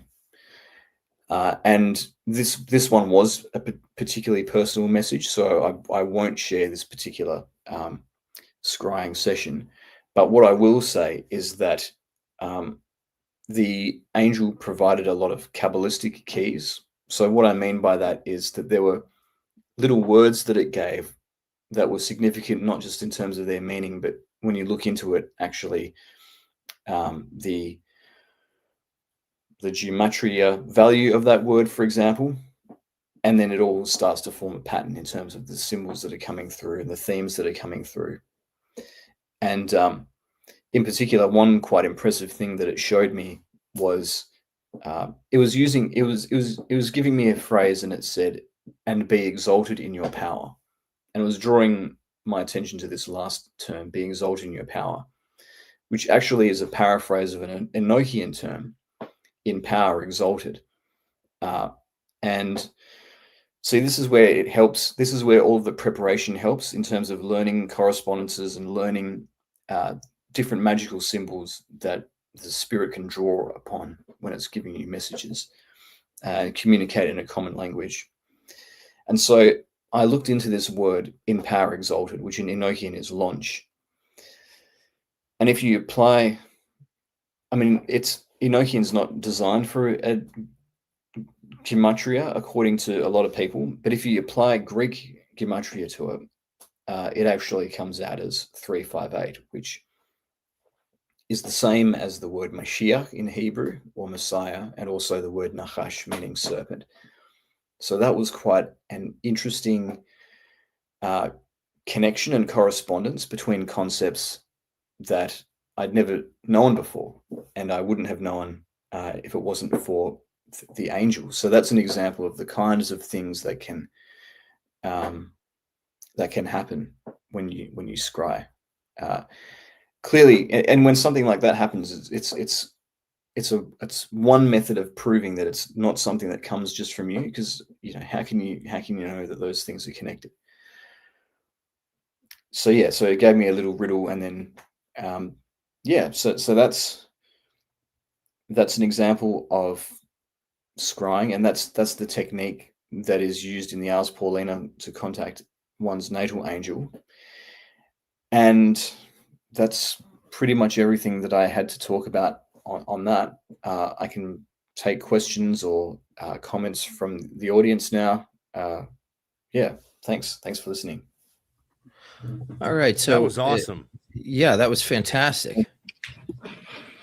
It's fantastic. Anybody that has any questions, just put them in the chat or super chat or whatever. I've got a question. Meanwhile, if you don't mind, there was a few questions for Eleftheria. I'll look through them while Sky goes. I just noticed in terms of the elemental orientation in regards to the directions, the northeast, south, and west. What I'm used to is it'd be like air in the east, fire in the south, water in the west, and then earth in the north. Is that like a pretty strict orientation for this particular method, or is there anything you could speak to in regards to that? Yeah, well, it's pretty clear that that it attributes each element to a cardinal point, which is different to either of the Golden Dawn methods. But it only really comes into it when you're facing a direction to contact the angel. So yeah, make of that what you will. But yeah, wasn't it the zodiacal alignments, the elemental alignments you laid out for the Ars Paulina, right? Water in the north, fire in the south, Aries in the south or east. Sorry, I thought you when I was listening to you talk, it sounded like the LRH zodiacal alignments, but maybe I misheard you. It's fire in the south, earth in the west. Okay, yeah. So in the east, and water in the north. Interesting. Yeah. So it's very strange that they've chosen those, but anyway. Well, I always like to think in terms of, the elements they're all everywhere, right? And we see this in the traditional Enochian tablets, right? And so I often look at it when I'm scrying, and this applies to a lot of things. I often look at it as, what Scott Michael Stenwick would call tuning the space. I like to think of it as sort of setting the parameters, almost like, because, I'm always relying on my nous, my higher consciousness, my holy daimon to guide me through communicating and knowing and learning from spirits and spirit and God. So I like to think of it as me giving parameters in the earthly realm in Malkuth for that communication, because otherwise you never know where, higher consciousnesses will guide you. They don't really think like us, and they don't necessarily have our concerns. And that goes back to even the content of scrying. And there's so many threads I wanted to pull on today with what you guys have said so far. There's nowhere near, we'd have to go become 10-hour-a-day streamers to talk about all the threads I want to pull that you guys have touched on. But one of them in particular is, with the diary writing and the recording of these things, often these communications within parameters, whether they stay within the parameters or break the parameters, that's one of the reasons for parameters to see when they're broken, which brings in the whole testing spirits. Someone, a friend in the chat, Occultology, said that the spirits never fail his test. I don't know what to think about that. I would be concerned about that, but we don't have time to get into it. Yeah, we don't really have time to get into it, but we can definitely talk about it in the future. Maybe we'll talk about it at the end. But, when they break those parameters, it's interesting. And then recording it down, every time I sit down and go through my old diaries, especially my training diaries from the 90s, but also my early adept diaries from the 2000s. It's crazy how many things I see there where I'm like, yeah, this doesn't mean anything to me now, but that's what it was. And then I look at it, I'm like, holy shit. Oh my God, I can't believe that this was staring me in the face way back when. The first time as an adept, before I shut down Temple Tahuti, me and my protege, we both set up our big, our order's Enochian table. We had a holy table for the order that happened to be sent to us in Vancouver for, I don't know, I think it was political reasons, honestly, unfortunately, that it was sent up to us to piss off another temple. We the first and only time we did a big Enochian operation and summoned Ave, and we looked really deep, farther into our lives to see what would happen. And there was a lot of grim stuff, but we wrote it down, and it was painful to look back. It's always painful to look back on that entry and to see how much of it actually came true, even the stuff that I thought was silly. A lot of it didn't play out exactly as you'd think, but you can see the influences that could have played out if you had made different choices. It's just such an important aspect of the process of parameters anyway, I'm rambling now. Anyway. Yeah. Well, one thing that I wanted to say too about the elemental distribution is actually that corresponds to the macrocosmic elemental disposition of the neophyte temple of the Golden Dawn, right? Water's not in the west. In the macrocosmic elements, water's in the north with the Stolastes. And then you've got fire in the south with the Daluchos. You've got the Hierophant in the east with the air. And you've got the Hyraeus who stands in the black of Malkuth, earth of earth. And that has to do actually with we circumambulate, particularly when we open the temple as well, and we want to rise the light. And where do we start? We start from the northeast. Why? Because on a chart, on an astrological chart, that's technically just below the ascendant. And so as we circumambulate, the sun is rising. And now to correspond that to sort of like a cosmogonical cycle, those are the waters of creation. That's why water is in the north in the macrocosmic disposition of a Golden Dawn temple, because you're always beginning in the waters of creation, right? And as Iamblichus said, all true theurgy is a recreation or a reenactment of the cosmogony, the cosmogenesis. So I work with both of those strictly on a Golden Dawn basis too, but both of those, the kind of water and earth swapped, and then you have the microcosmic elements, which are on the altar, right? And that's okay. Water's in the west, earth's in the north. Well, that's really interesting. So then that's pointing us, appropriately enough towards a elemental but macrocosmic kind of framework that we're working within. That the same level as the signs of the zodiac, at least. So that's that's very appropriate, actually. Well, that was That was a fantastic presentation. I love your delivery, man. Just in general, you gotta really. It's just pleasant to listen to you. But Thank you. well, because you enunciate and you're clear and you're concise and your pacing is just easy to absorb. So very good teaching style. We're at about 10 o'clock, which is good actually for me. I feel like we're making time. I'm here to hang to the end.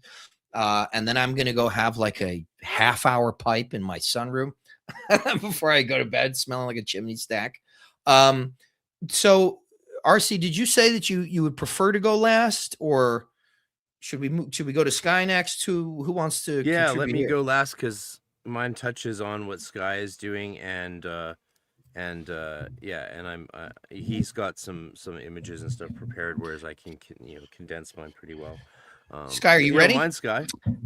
Let's do done it. so little talking tonight. He's just there for eye candy.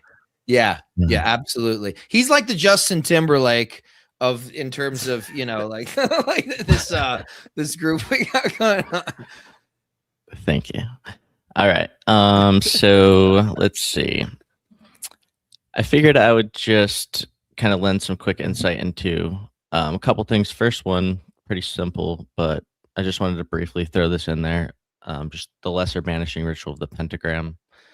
And I can just speak to my experience because I've always had pretty intense dream life. And so most of us probably occasionally have bad dreams or nightmares. And so just one thing that I've observed after consistently practicing the LBRP is that if I'm having a bad dream and there's like a negative psychic force or entity or something like that, I'll almost instinctively perform the LBRP as a sort of defense, and it 100% just works for kind of like empowering myself and clearing the field. And often it then produces lucidity.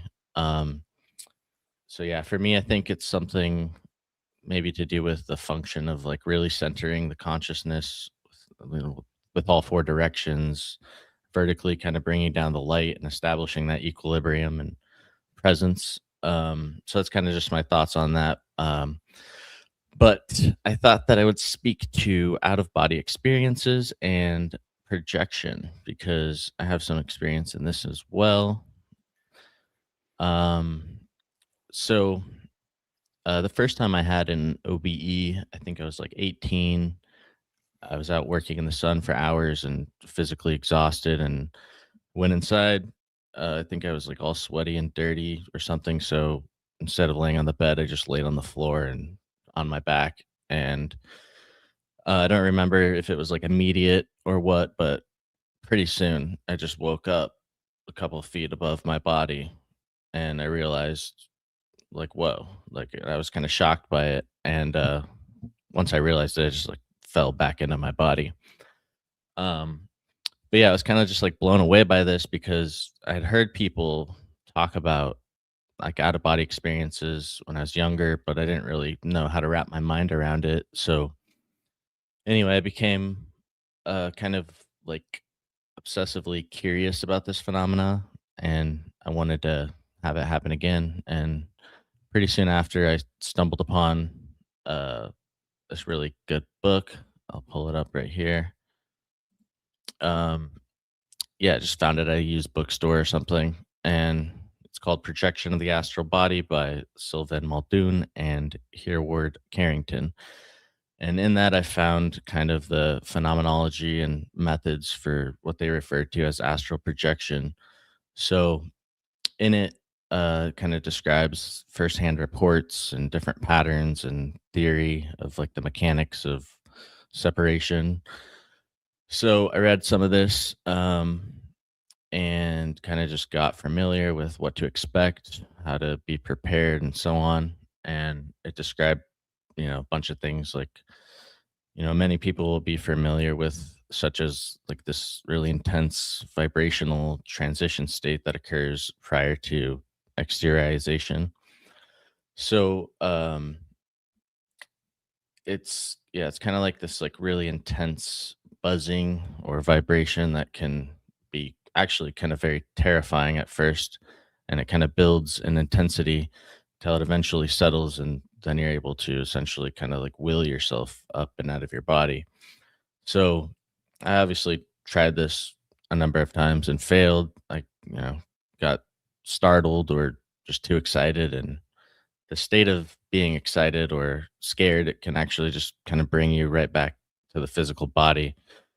So the trick is, as hard as it is to just kind of embrace it and just kind of trust and let it do its thing and carry out this vibrational state.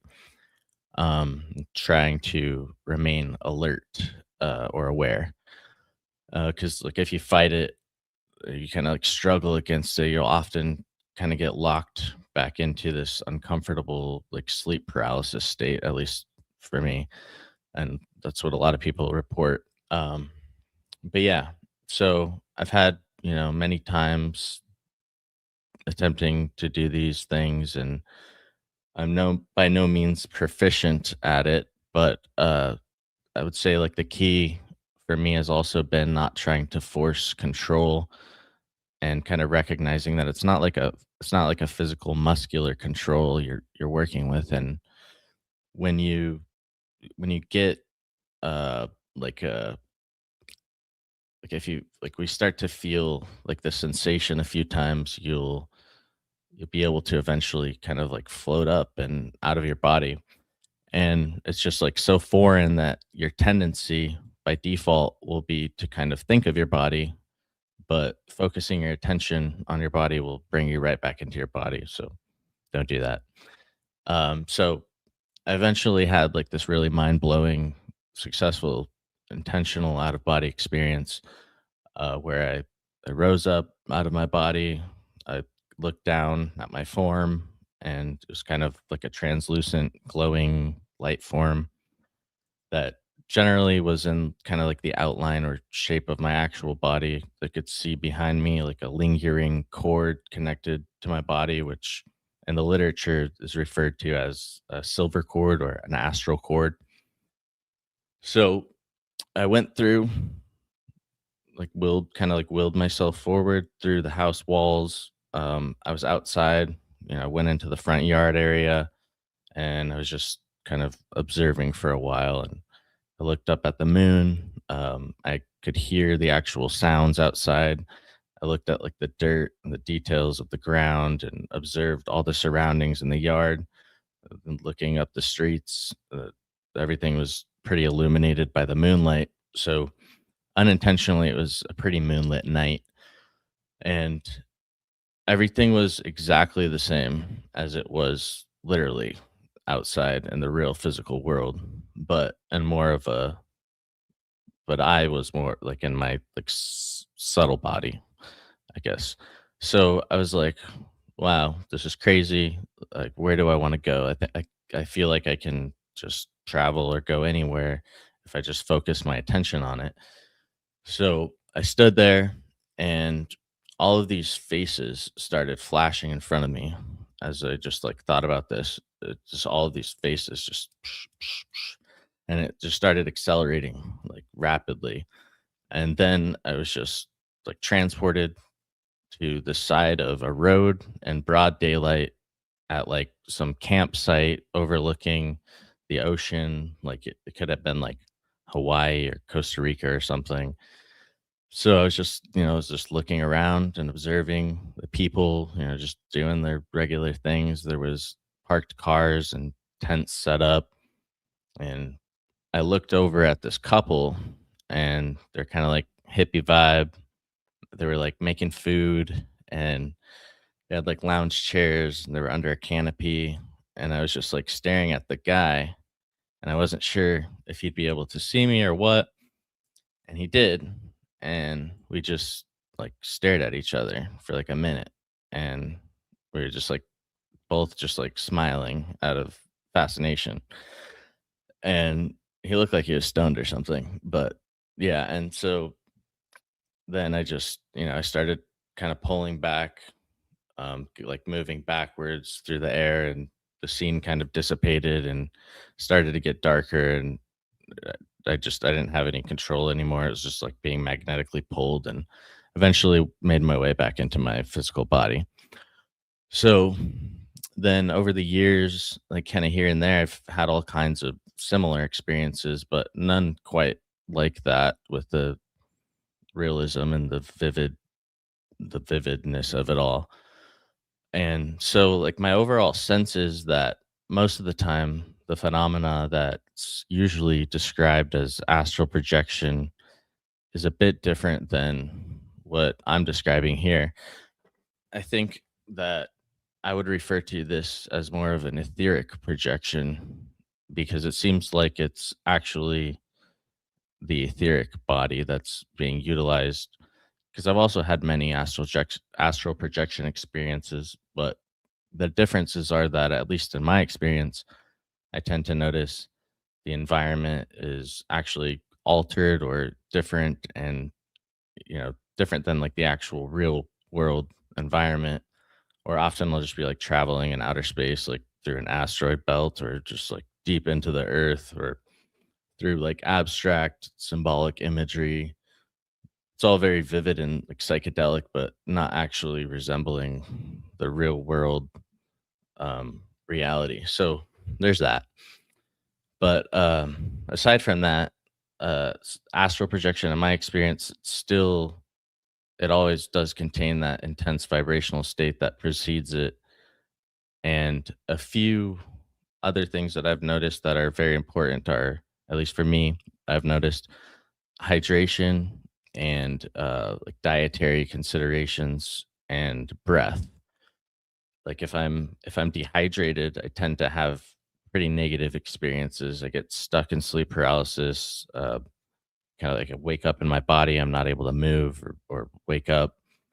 Um, if I eat too heavily, I can, kind of having like active body digestive activity, it tends to sort of like anchor me in my body more and prevent that separation state from occurring. And another thing I've noticed is if I'm in an astral projection state, there's still often this background awareness of my physical body. I can sense like my surroundings, and I could sense my breathing. And I've definitely noticed that like steady, controlled breathing can extend the duration of the experience. Like every breath kind of acts as like a fuel, or like a vitality that kind of keeps it going, at least for longer than it originally would have.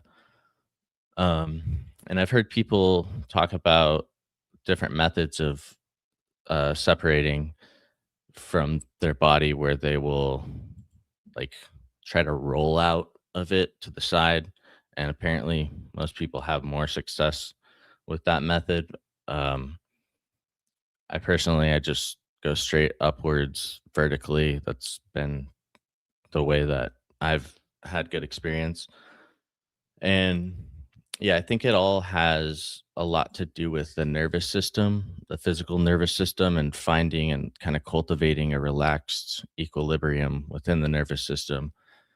Because I think that the nervous system of our physical body is kind of linked to the etheric, and then the etheric is probably linked to the astral, and it has these like subtle levels of um yeah. So I've had some wild lucid experiences with alcohol, but I've tended to like I don't think that I think tends to hinder things. Like I've had some really exhausting experiences where I've attracted negative entities that are not so fun. I've had to like battle like these dark forms, and so I generally I think alcohol diminishes the vitality of whatever allows for that autonomy of movement or will, maybe. And I would say that overstimulating the nervous system with things like caffeine can definitely hinder things. Nicotine, though, I personally have actually found to be very complimentary for kind of putting me in that relaxed yet aware state, but that might vary from person to person. And I'd say that you should probably practice with not becoming dependent on any substances to assist you, if you really want to develop the skill effectively. And then obviously just, having like a quiet, comfortable environment. I think if you're going to be practicing it with any sincerity, you want to have like a reliable, disciplined, like sleep schedule, and which has always been personally kind of my biggest challenge, just the lack of discipline and consistency and sleep schedule and diet and all that stuff and stimulants. Or smoking weed definitely personally hinders things for me in regards to relaxation and sleep or dream or astral work. But yeah, so I think that that's like a little bit of my thoughts. I still have a lot of questions with all of that stuff, but um because I'm not able to just do it with any proficiency or reliable consistency. Um, but probably due to just like the lack of discipline with those things that I mentioned. But hopefully, maybe this offers some inspiration. I know that a lot of people struggle with sleep paralysis, and I've heard a lot of people talk about sleep paralysis and the struggles that they have, and describing all sorts of terrible things. And for me, this has like been the way out. And so yeah, I think that you'll find that these subjects, like when you read about them, they're spoken about in different ways by different authors, and usually using terminology of astral projection. But I think I would personally distinguish one as more of etheric projection versus the other as astral projection. And so this book that I mentioned by Muldoon and Carrington here, it really helped me. But of course, I think Steiner has some good stuff, but he can be like a little heady. And Dion Fortune, of course. And actually, after being inspired by Egg here, I read a work by Dion Fortune called The Secrets of Dr. Taverner, which is phenomenal. And it has a great story in there about what I would call like etheric projection. And yeah, it's her fiction, and Dion Fortune's fiction is pretty much based on truth, just kind of encoded in fiction. And Dr. Taverner in there is the fictionalized character of the real life Theodore Moriarty, I think his name was, who was like a Irish theosophical occult metaphysician and Dion Fortune's first magical mentor. And so there's like really little documentation of him, but you can kind of get a sense of him by reading that book. So I highly recommend that for anybody that's interested in any of this stuff. I guess he led like an occult lodge in London in like the early 1900s. And in the book, he's like an occult healer who investigates psychic disturbances, diagnoses stuff like wandering souls and magical attacks like etheric vampirism. It's fucking awesome. So if you're into any of that stuff, but yeah, that's just kind of like my little tidbit and my contribution here. So that's all I got. Awesome. Thank you, dude. I mean, great presentation. There's certainly a lot of stuff there. Again, I think one of the main things that's I'm glad that somebody asked why in the presentation I gave, somebody asked why I put astral in quotations, because this again is the source of trouble in terms of the semantics, the usage of the term.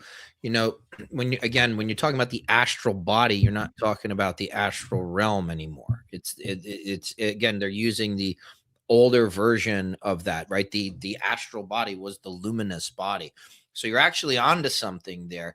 And the way that, and I've talked about this with you before, the way that I kind of conceive of it is, especially because of the way that it's taught in the Golden Dawn, there's astral projection and there's astral travel. And these, I have my own way of defining those. Some people use them synonymously, but I think again, the point that you made about let's say analogical. It's just an analogy, but it serves the purposes. You've got the dense body here, and you've got the astral or the imaginal here, and you got the etheric that links the two to each other. So really, the movement of the physical body will necessitate the movement of the etheric, right? Because it's like your aura and your inner aura and all that stuff. But then also the movement of your imagination will somehow it pulls in. It has that direct linkage to the etheric. So I think that you're definitely onto something there. In the Golden Dawn, we use the imagination to project outside of us, an etheric mass, and then through these like tubes that are called rays in the document, the order documents, you transfer your consciousness into that vehicle. You can do that in terms of like a place as well, using those like etheric tubes, these rays to fire your consciousness. But it's I think one of the best things about the whole presentation is bringing the light to this idea that there's a difference. There's a difference between astral projection and etheric projection, and it's all there in the language. So what you really got to do is like try it for yourself and then come to your own definitions.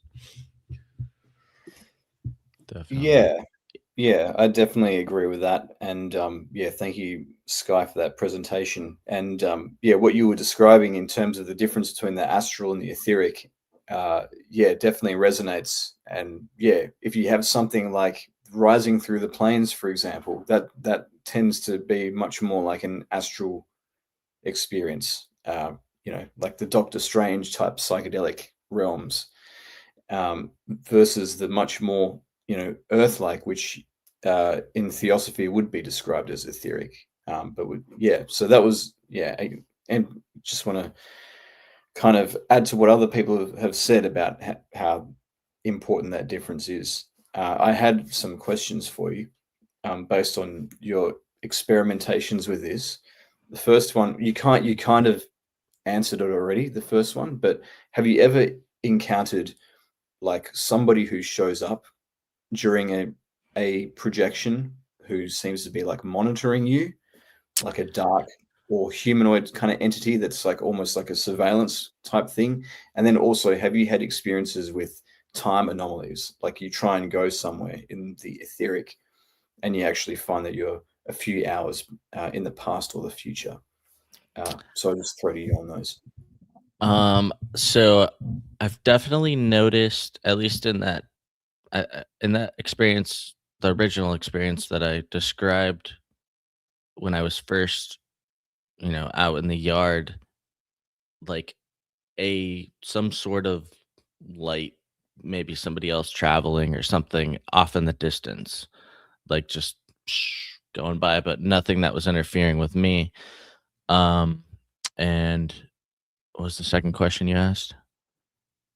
Time anomalies, like if you try and go to a specific place, have you found that you go to the place you're trying to get to, but it's like a few hours earlier or later?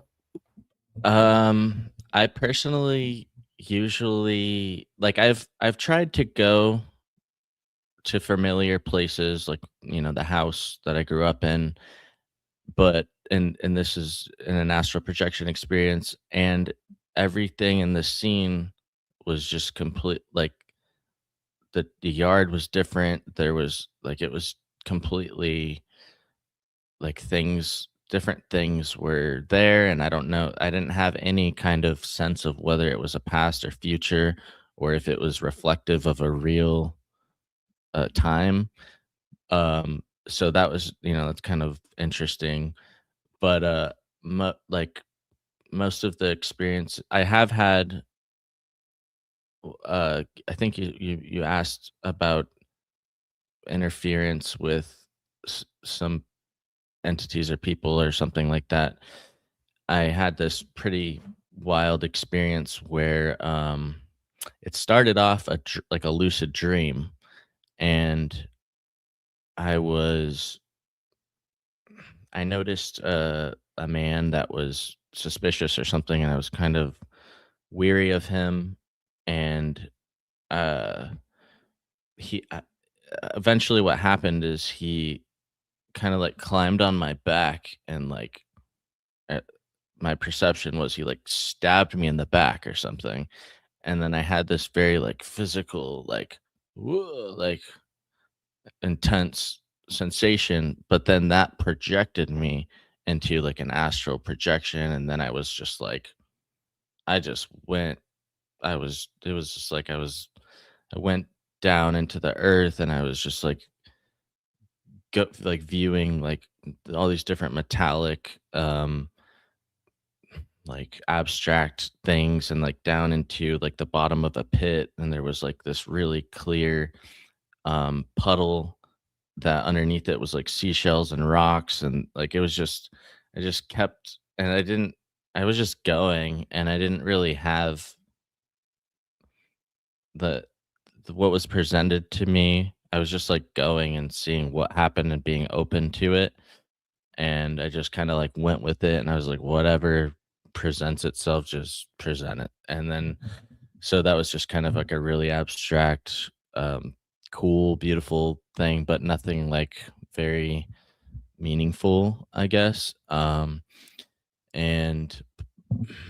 um Yeah, it almost but sounds shamanic, like something you read in Carlos Castaneda, like that yeah, the master kind of pushes you out of your body. Yeah, cool. yeah. And then I've had, I've gone, and I've thought that I was out and I was in my actual environment, and then started to notice, oh, this is kind of different. Things are different. I'll just go and float up into space or something. And then, floating above my landscape and just observing, and more exploratory stuff, but never like really had too much success being able to intentionally will or go to somewhere specific or do something with like really good success. So yeah. I love that there's a new book for me to read that you find useful. I always like getting qualified recommendations of astral travel books, because I mean, there was a book out in the 90s. I don't know if either any of you guys caught it, but I drove like 2 hours out of town to the only bookstore that carried it just to get a copy, and it was the next level. It was teleportation. And it was basically, they were basically describing astral travel stuff. I know I would like to actually look that book up and see if you can still find a copy on Abe or something like that. But basically, they're trying to get you to do a snap travel, astral travel to a different place, but they're like, oh, but you're really, really there. And it's like, well, that does sound like etheric projection. I always heard of it described as mental projection, astral projection, and etheric projection. This is the three categories that I was commonly referred to in the 90s. And, mental projection is the practicing point where you're going through it mentally to go through the motions, but you can still achieve some, like, they blend, I think, into one another. But telling people to start with it just mentally, not worrying about a full emotional extraction from their body. You're not trying to get fully out, you're just getting your mind capable of moving around conceptually. And then eventually your astral fluid, your emotional and body, your astral body gets pulled out with that, I think, is the idea. I didn't have to go through those steps to learn astral travel, so that wasn't useful to me. And then, but the third idea, the final one stage, of course, is etheric projection, often defined as you're really there. You're not seeing just your version of a room that you're in, but you could actually put a tarot card in another room, have someone etheric travel to it, and find out veritably what it is.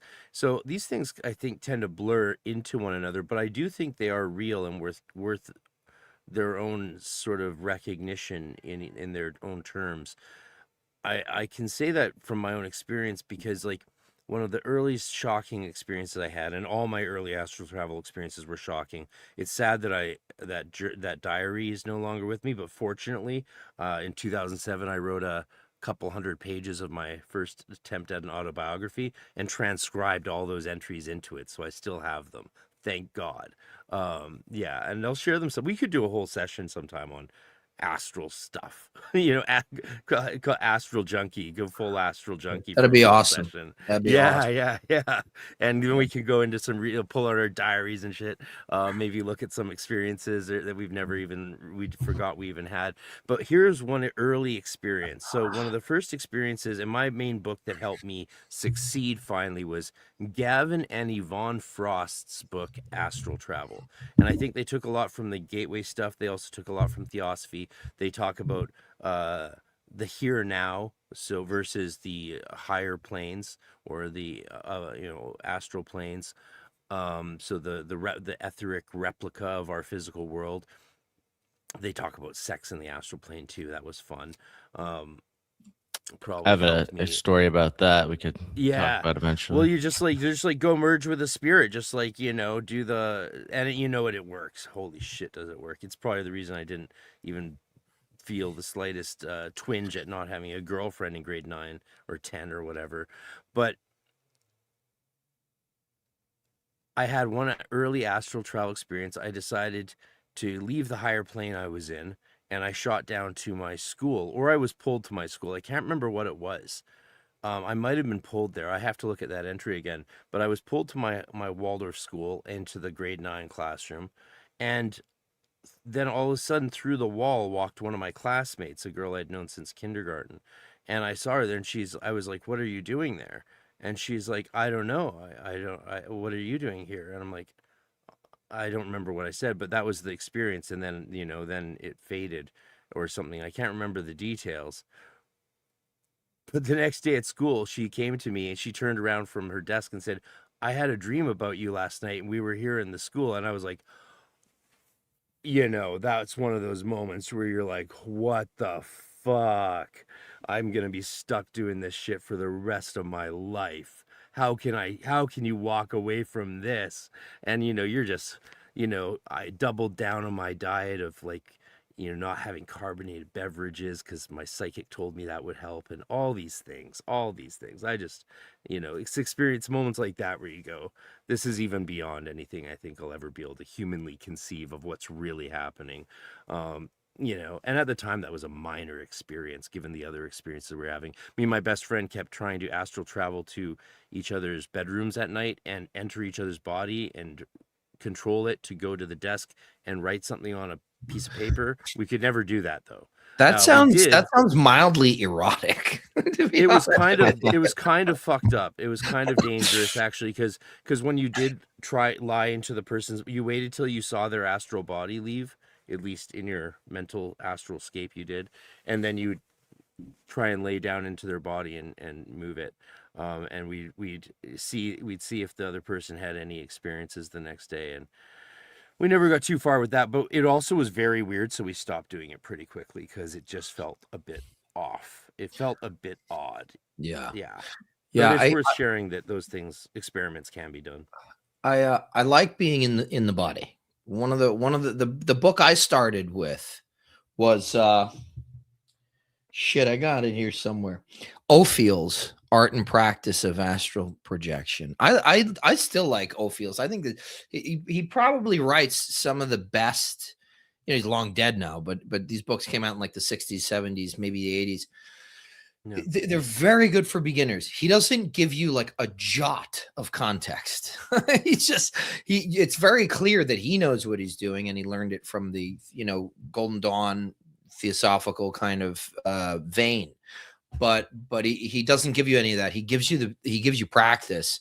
He tells you what to do. And the way that I started out was actually doing like memory palace sort of work, where I'm not necessarily remembering, and Freemasons will be familiar with this, but it's part of the classical Ars Memoria, where you envision if you're a nobleman or a Roman senator or an emperor, you envision your palace and you walk the halls to each room. So I was envisioning, at the time I was at my mother's house and on Long Island, and he said, okay, don't look at yourself, don't look back, but imagine yourself getting up and walking around the room and then go down the hall. And then come back. Don't go too far, but try and pick up as many details as you can, the texture of the wall, so on and so forth. And then each time you practiced every day, you'd go a little further and come back and a little further. And that would eventually prepare you for a full exit, which was really good because I don't like those experiences. I will do them, but I don't like to have them. If even it feels fun for a minute, it's almost like that feeling of flying that you get when you're in a lucid dream. But I personally, I just don't like it. There's something. I'm very Taurian in nature. I'm hyper connected to my body, hyper aware of my body and even my energetic body. But I did have one time where I went completely spontaneously out, and it was and GD people will know, it was my first time in the pastas, and I literally, it felt like I sat up, except it's closed. I'm in a coffin, and I turned and looked and saw myself, and I was almost nose to nose, and I started to panic, and I remember thinking, "Holy shit, how do I get back in?" It was like really weird, really, really weird. And in the, and like people that most of you people would know are like in the vault around me, literally just chanting and doing like this weird, it's like almost like when people do the wave in like a football stadium, they were doing that with their voices, which was very interesting with the vibration. So, but that was the only time that's never happened. And it just was one of those things where I just willed myself to kind of like come back. That was very quick, but yeah, I don't really like that. Do you guys have any feelings of discomfort when you go out intentionally out of body? It depends on the intensity of the experience for me. Yeah, I mean, I've had my lucid dreaming experiences have been a bit different to my other kind of intentional astral travel experiences. When I lucid dream, that feels like I'm really untethered, like I'm floating out of my body, and it's kind of quite noticeable. Whereas like when I've done, well, what Sky would call etheric body projection experiments, it feels like I'm kind of still aware of my physical body as well as this other thing, which is a bit weird. Almost like when you're playing a video game, you're aware of your physical body, maybe less aware, but then there's also this avatar that you're controlling as well. At least that's been my experience. I don't know about other people. But yeah. Yeah, I would say like the most terrifying or like hard to deal with aspect for me is the initial transition state. There's sometimes it's like you hear like all these voices or sounds that are like really intense, and you swear that you're hearing people talking, and it kind of just throws your consciousness off. And or sometimes you have that feeling that there's like an entity there that's like a like a negative force and I don't know if it's always just a mental thing, or like a fear thing, and like my attention is helping conjure this sort of thing, or if it's something else, but it can become like a really scary thing, and then I'm like, I don't want to, and then I just get out of there or whatever. But that's kind of my take. But once I'm out of body, or once I get past all that, I don't ever have any like I haven't as of yet had any uncomfort or to me it's amazing. I think this is Richard, but he's asking any connection between astral projection / travel and alchemy. What do you guys think? Well, travel and alchemy. You go on. I mean, Yeah. if you consider things like rising in the planes to be a form of astral projection, which I think it's fair to say it kind of is, but it's very theurgic, right? So that would have to do with spiritual alchemy for sure, and theurgy and transformation. But alchemy is such a ambiguous term in our world. It sort of, does it have to do with alchemy? I think definitely it has to do with like the balancing of the elements of your body, the balancing of mercury, sulfur, and salt. We've been talking nonstop about equilibrium. Here's an alchemical thing with entheogens. Someone asked, what about the effects of the devil's lettuce on all of this? Well, I've only tried that once, and I was during a Enochian ether working with Lon Milo in Vancouver. Shout out Lon, we love you.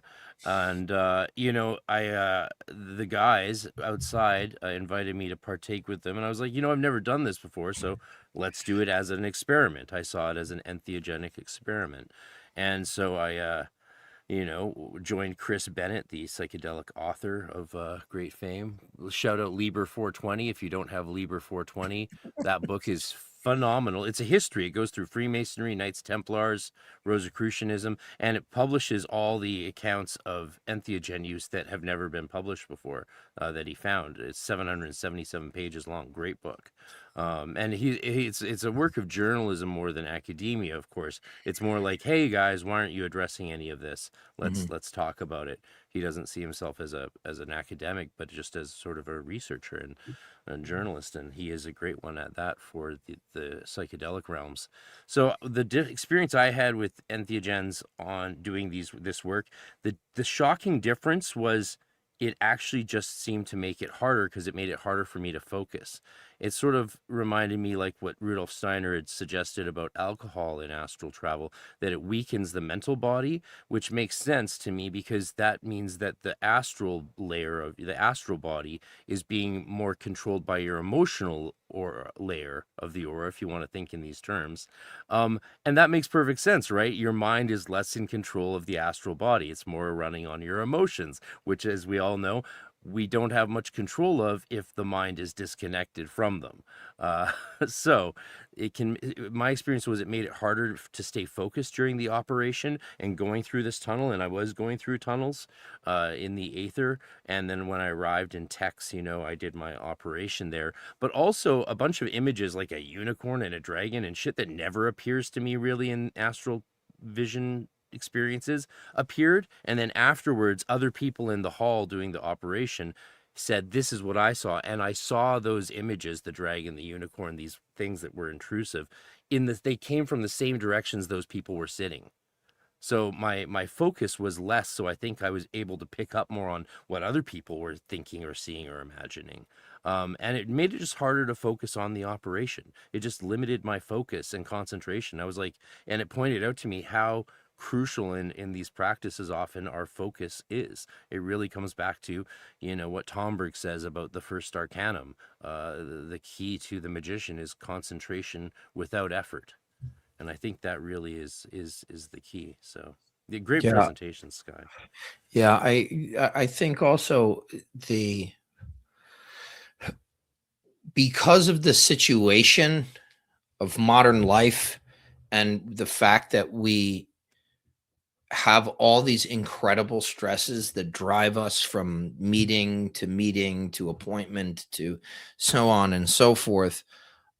We feel like we need a break, like a release, because that's what that stuff is. Alcohol, drug usage, a lot of times it's a form of escapism. Sure. Is there curiosity?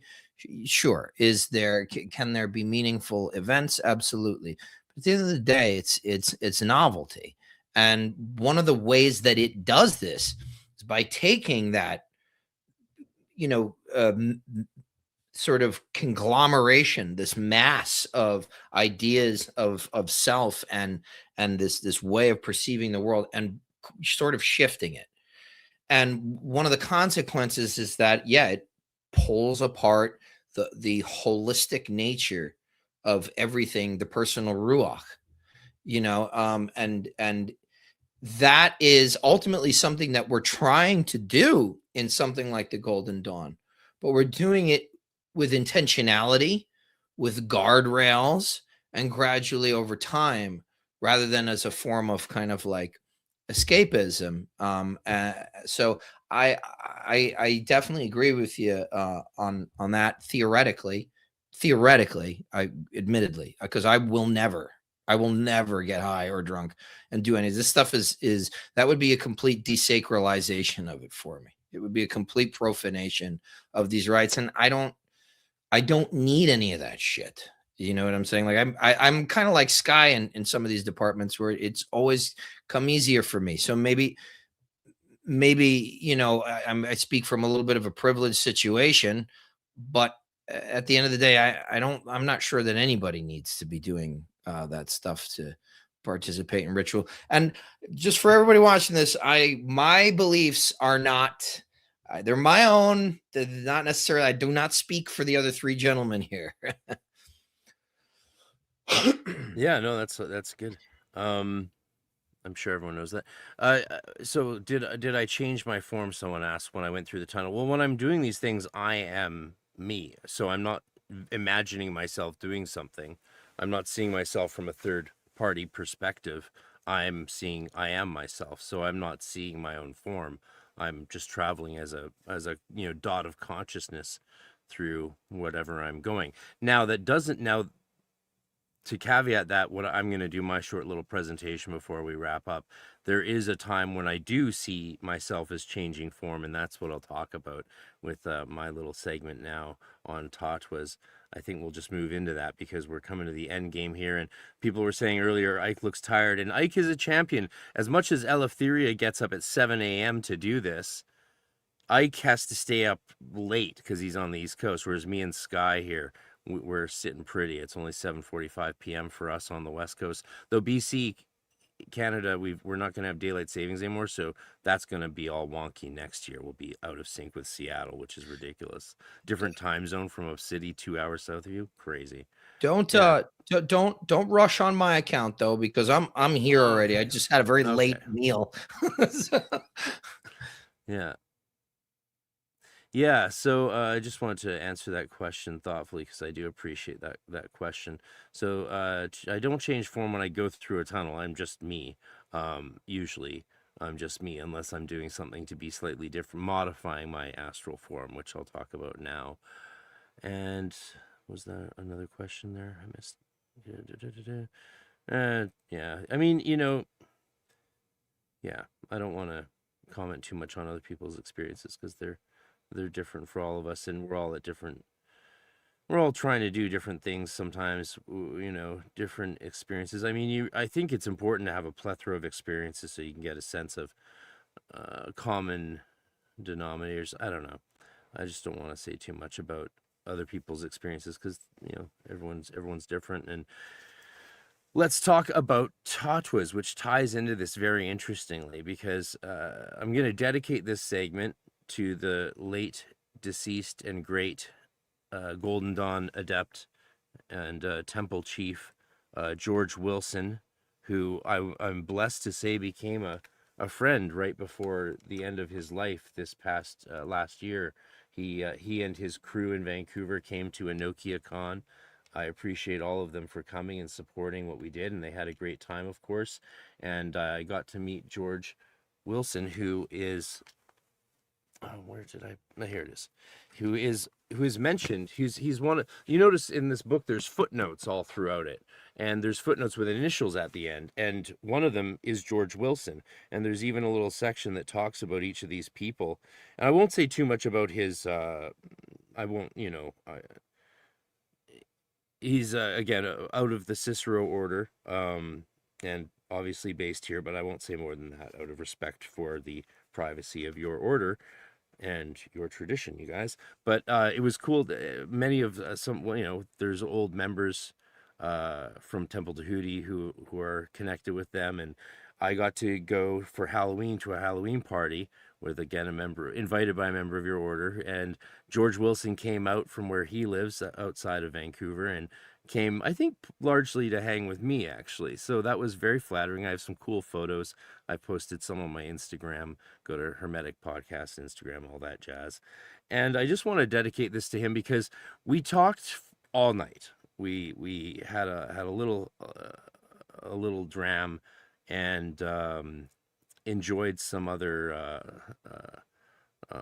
puka hats, some magic mushrooms, and taught Golden Dawn color magic for about 7 hours straight and crashed on sofas like we were in high school. It was pretty cool to get to have that experience with this legend of our tradition. And his son recently, when he passed, posted a photo of him and his wife from when they were in the movie Easy Rider together. So George Wilson was a freaking legend, like hippie actor dude from the days of Easy Rider all the way up to having this amazing magical career and to, being a major contributor to this book. And so we talked Golden Dawn color magic most of the night. We talked about everything we could possibly think to talk about. But one of the most interesting parts of the conversation was when I asked him if he thought that Mathers and Westcott would still include Tattwas if they were alive today, given how much more we know about the Western mysteries. Would they still include those Eastern mysteries? And he said no, he agreed with me. He thought that no, they probably wouldn't. Then he went further than I would go to say that he never thought that they were that great and weren't that worthwhile having and stuff like that. And just, he wasn't a big fan of Tattwas. That's fine. He felt the way of Tattwas about the way I felt about geomancy for a long time. So you can read about George Wilson in this book. There's a few sentences about him. I can't find it right now, but George, if you're listening, and I know you are, this little segment's for you, brother. So I gave him my sales pitch on Tattwas. I'm selling Tattwas to a great legend of the Cicero order and of the Golden Dawn tradition. And I told him this is what I told him was my argument why I think, while they might not be included in the tradition today if Mathers and Westcott were around and saw the other options, I do love them, and I do think they present something uniquely powerful to the Golden Dawn tradition. And that's because they are these shapes. Sky has this book, which is great. You can hold that up if you want. Again, Sky, which, so let's talk about the earth. They're the 5 elements: earth, water, air, spirit, akasha in the center. The earth one is an orange square. So what I told George that I liked about Tattwas is that it's the only technique we use in which we're starting with a physiological function of the body. So you stare at this orange square with a white background.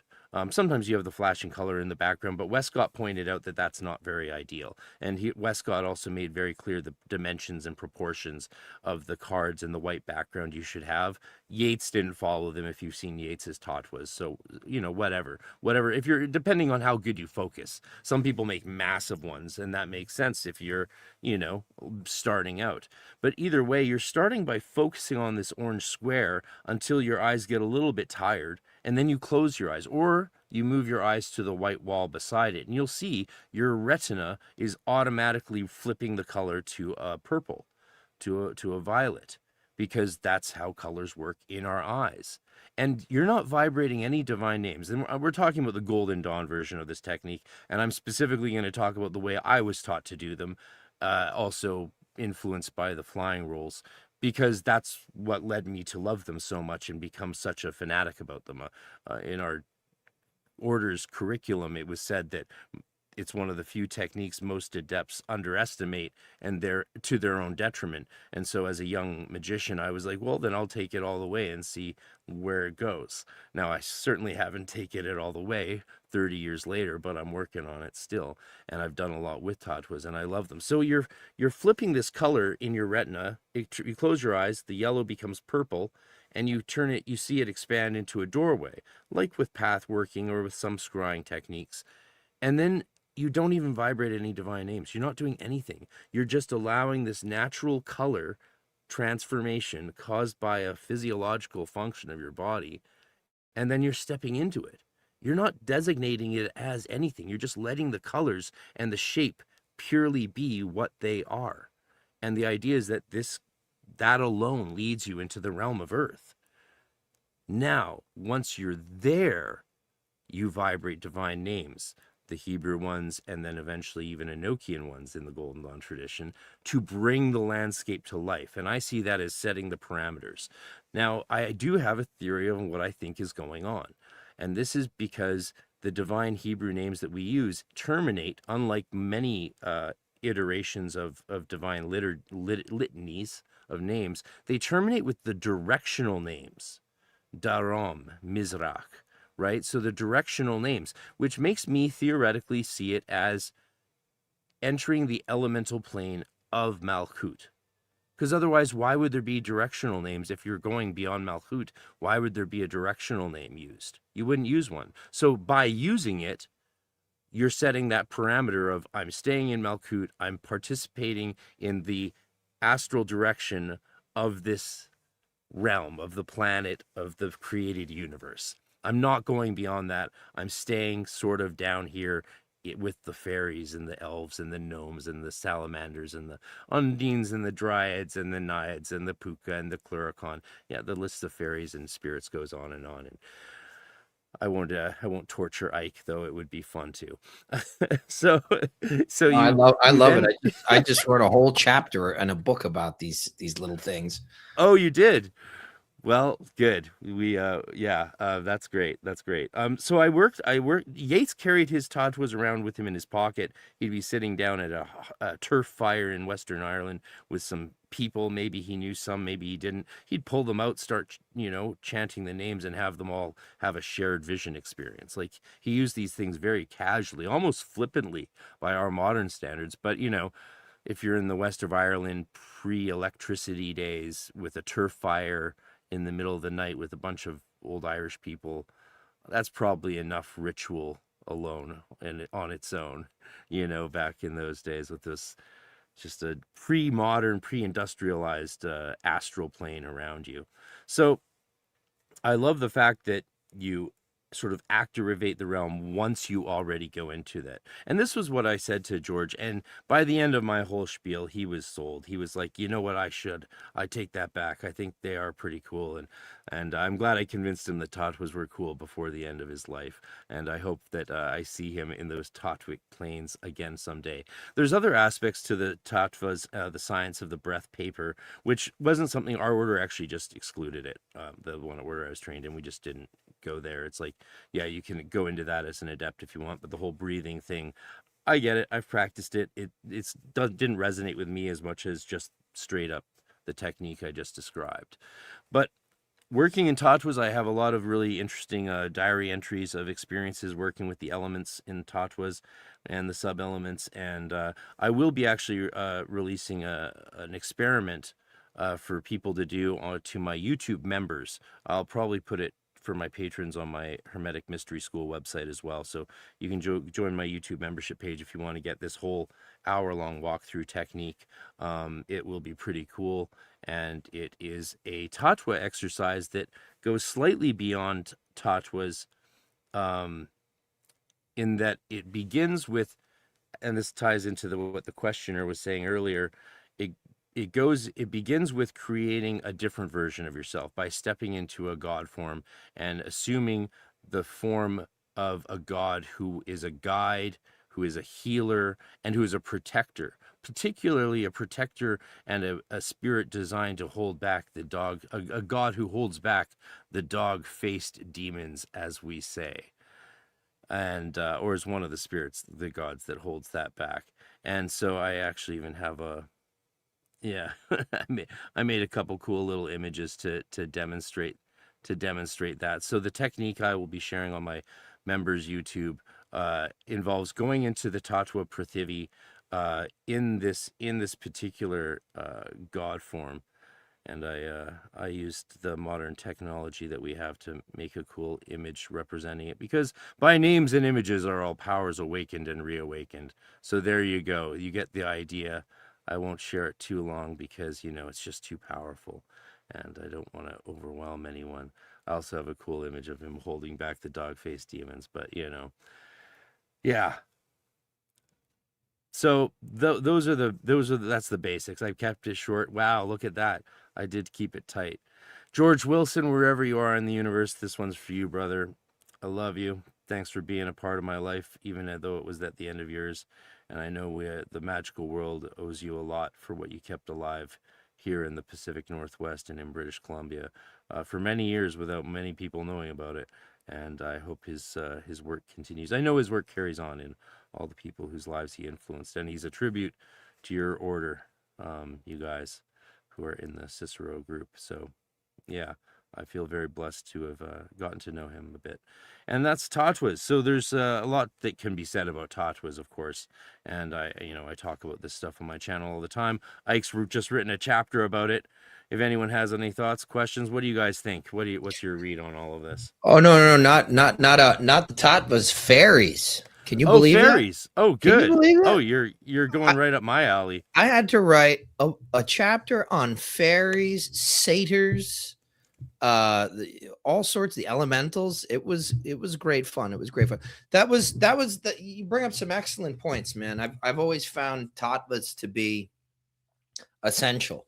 I use them in independent training with students because early on, exactly what you're saying, it's the best way to train your etheric vision.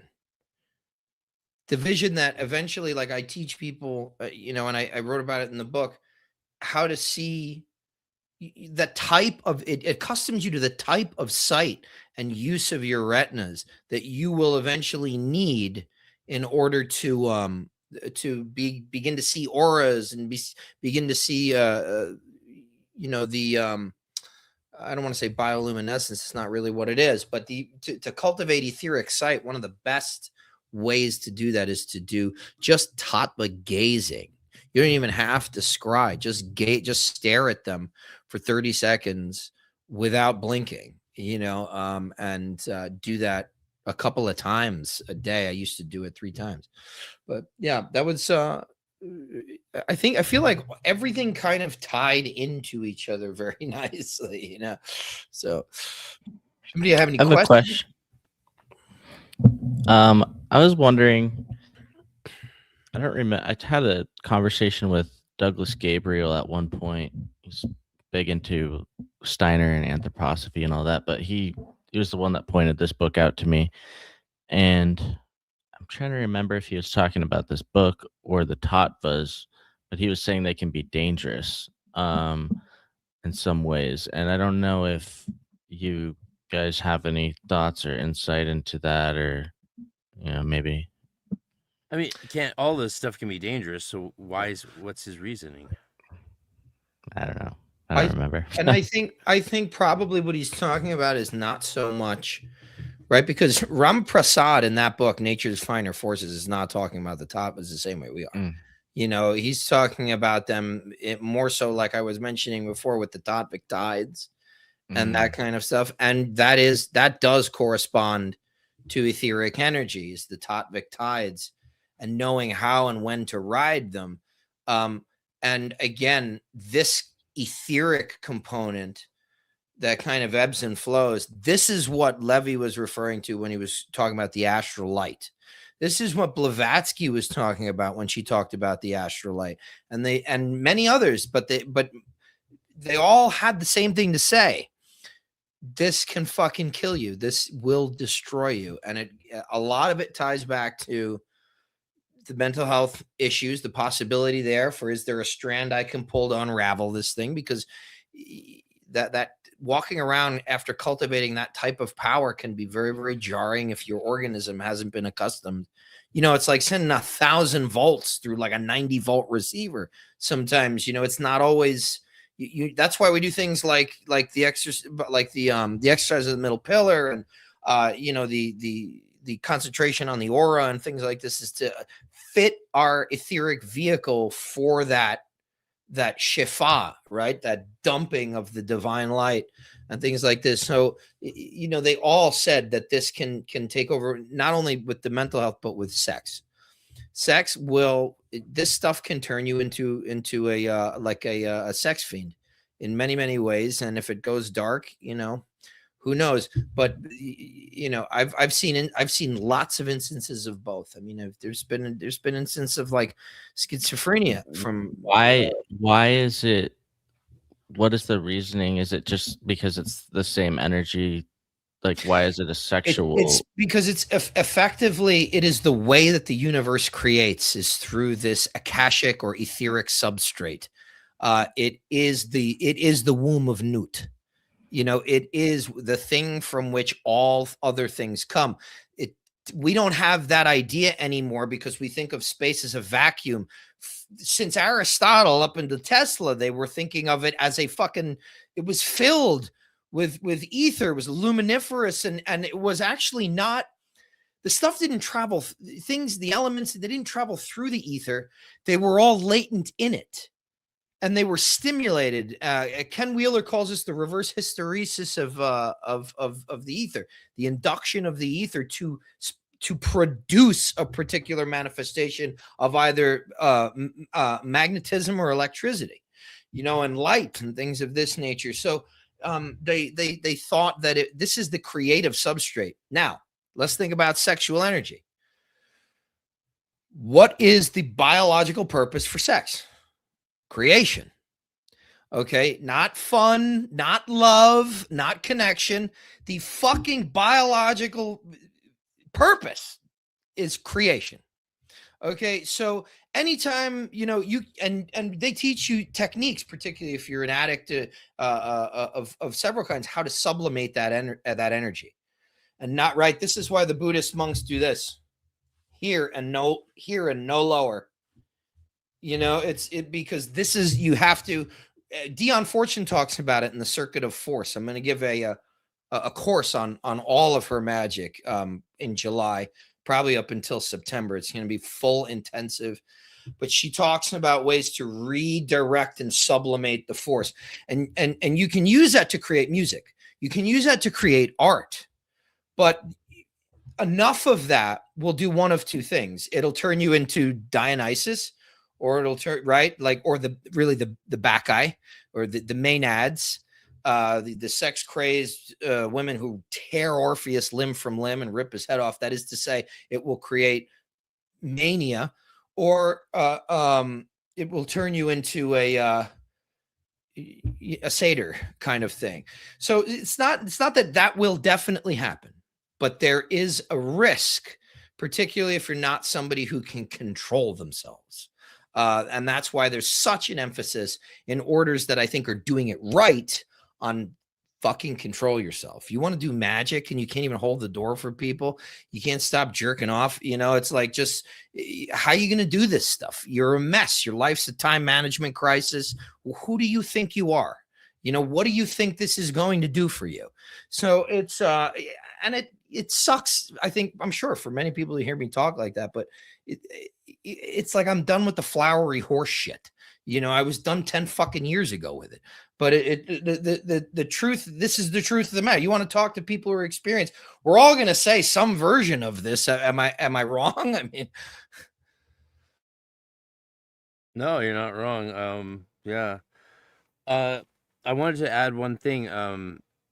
Someone said up there about changing shape again. So in God form, I find the God forms help contain. Also, you notice we're not in the Golden Dawn tradition using just Hebrew once we're in the Tattwa. We're also using the 3 secret names of God, born upon the banner of the whichever direction you're working in. North for the Earth one. And that's really interesting because in a way, maybe we're using these Tattwa shapes to enter the watchtower, right? Like the shapes and the colors without any conditioning lead us into a realm, then we condition that realm or invoke the forces into that realm. But also entering these realms in God form can be a protective and containment tool. Also, it can really affect how spirits react to you, especially if you always visualize yourself in God form larger than anything you meet. That's another little trick, handy trick, which I think comes from the tradition. Maybe not, who knows? I can't remember at this point. But visualizing, if you see a spirit, make sure you visualize yourself as bigger than that spirit. And that can be a helpful tool to get the spirits to interact with you in a germane manner. So someone's just come in with a super chat. Thank you everyone for the super chats and the memberships and everything you guys throw our way. It all really helps given the work we're doing. It all really helps. You have no idea. Every bit helps. We really appreciate it. Paracelsus talks about transmuting the enseminis semen into aura seminalis, sperm of imagination. Do we need internal alchemy for scrying, or can we just raw dog it? Well, sounds like a question for Mr. Baker. This why? Because it's talking about semen? No. This goes back to what I was saying before. That Iamblichus was talking about. the way that you receive the gods really is through the imaginal, the fantasticon. At least one of the ways, probably one of the preliminary ways, and that our ability to receive them, it's like finely calibrating and tuning like a radio dial or something. The really like, and there are ways to do this. There are multiple ways to attack this, but there's really only one thing to be done, and that is to heal, purify, and strengthen the luminous body. So I don't know if you need it or not, but the texts affirm that it will only get truer, better. Darker things will not be able to enter and deceive you because you have more of these etheric defenses. And if anything, that's what alcohol and drugs usually, what they do first and foremost is they literally, like, imagine you have like a castle wall around you. That's your etheric, you really the outermost boundaries of your sphere of sensation, your aura, what we would technically consider your aura. I practice, I teach this stuff. I mean, I've had Sky and Meg in my living room showing them how to see and feel energy and things like this. I've had a lot of success with this and a lot of practice. I've probably seen one at tops 2 people in my life that have a completely enclosed auric field.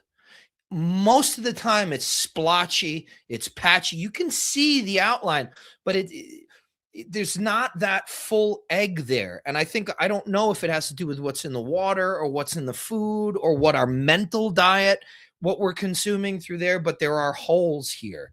The issue that I have in actually, maybe I might be the least equipped person to answer this question, because I started Qigong in the Golden Dawn like a week apart. So I didn't realize it. I heard somebody say that Qigong was the fountain of life, the fountain of youth. So I'm like, all right, let me just find a guy to do that with. And it turned out being this little Thai guy. It was very, very intense. And so I started doing that. Qigong comes out of Taoist internal alchemy. It's all working with the luminous body at the end of the day, or at least at the end of the sequence. So I was doing both at the same time. And I didn't even realize it. So I don't know. There might be people that have never done a jot of energy work and are fantastic at scrying.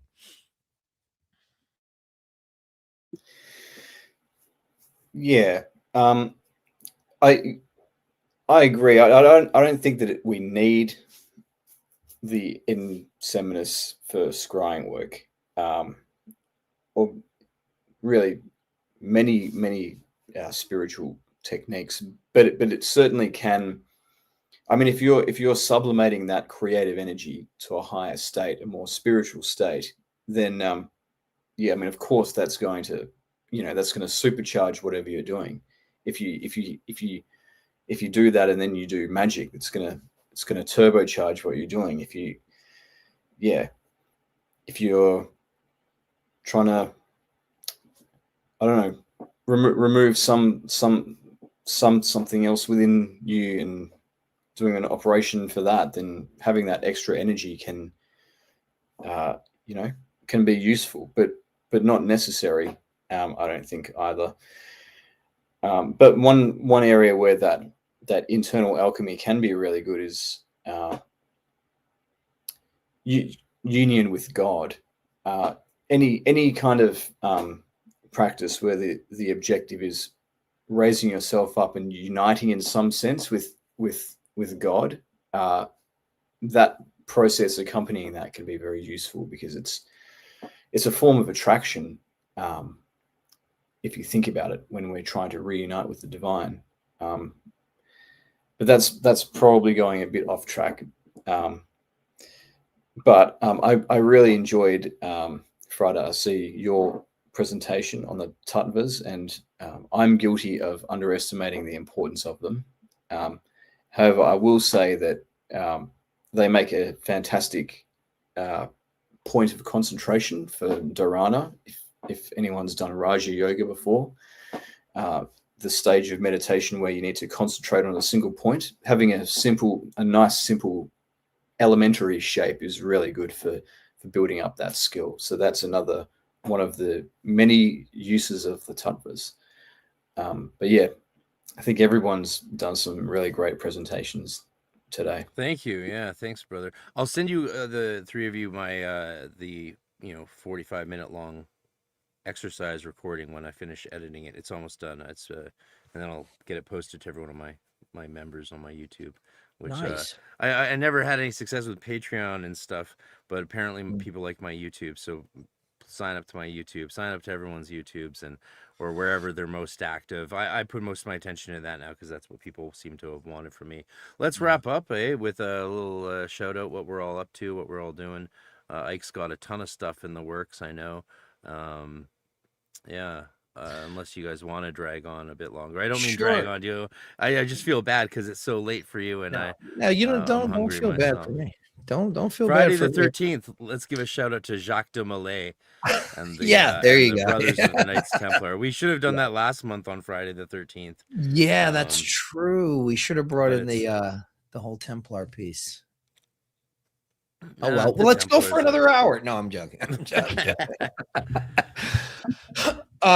Okay, so we'll go around. I've got 2 courses going on right now.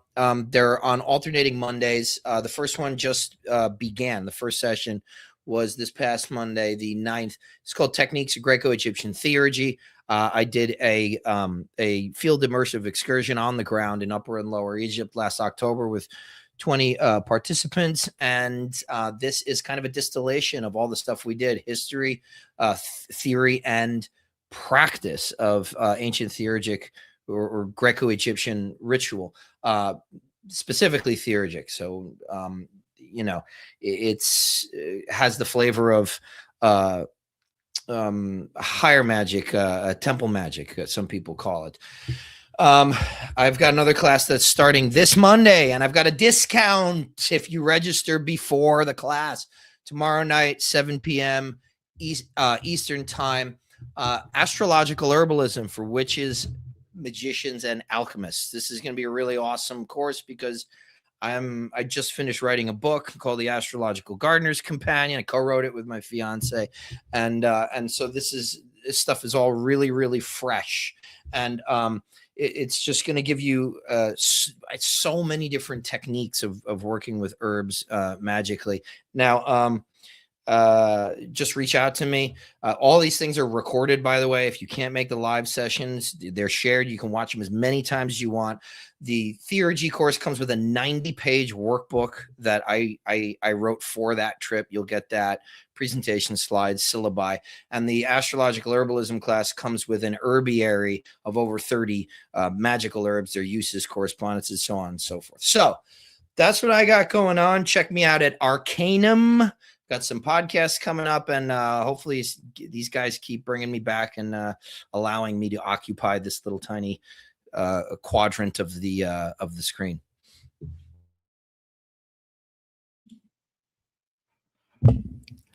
We'll keep bringing you back. I think that me and Ike potentially might be going on Occult Rejects with David Heim Smith coming up. We are. So that'll be badass. That'll be crazy. Wow. With David, man. So there's David. that. Etherica. I think, yes, Etherica. I've been dripping out some of the previous episodes. I think there's like 21 or 2 now on YouTube, but we've got like 40 on the Patreon. So if people like any of that, definitely go there because it's just a shitload of awesome stuff. It looks like there's a Friday the 13th in November. Maybe we could talk about Templar stuff on that one. But yeah, what else? Besides that, I just wanted to throw this out there real quick. This guy is one of this Hereward Carrington guy that was the co-author of that book, Astral Projection one. Allegedly, this guy was in correspondence with Israel Regardie, Aleister Crowley, and these people. So you may have had some Golden Dawn influence. Just wanted to throw that out there before because it's something I wanted to touch on. But besides that, I don't know. I can't think of anything else for me. Philosophical Minds podcast, Etheric podcast, and appreciate everybody.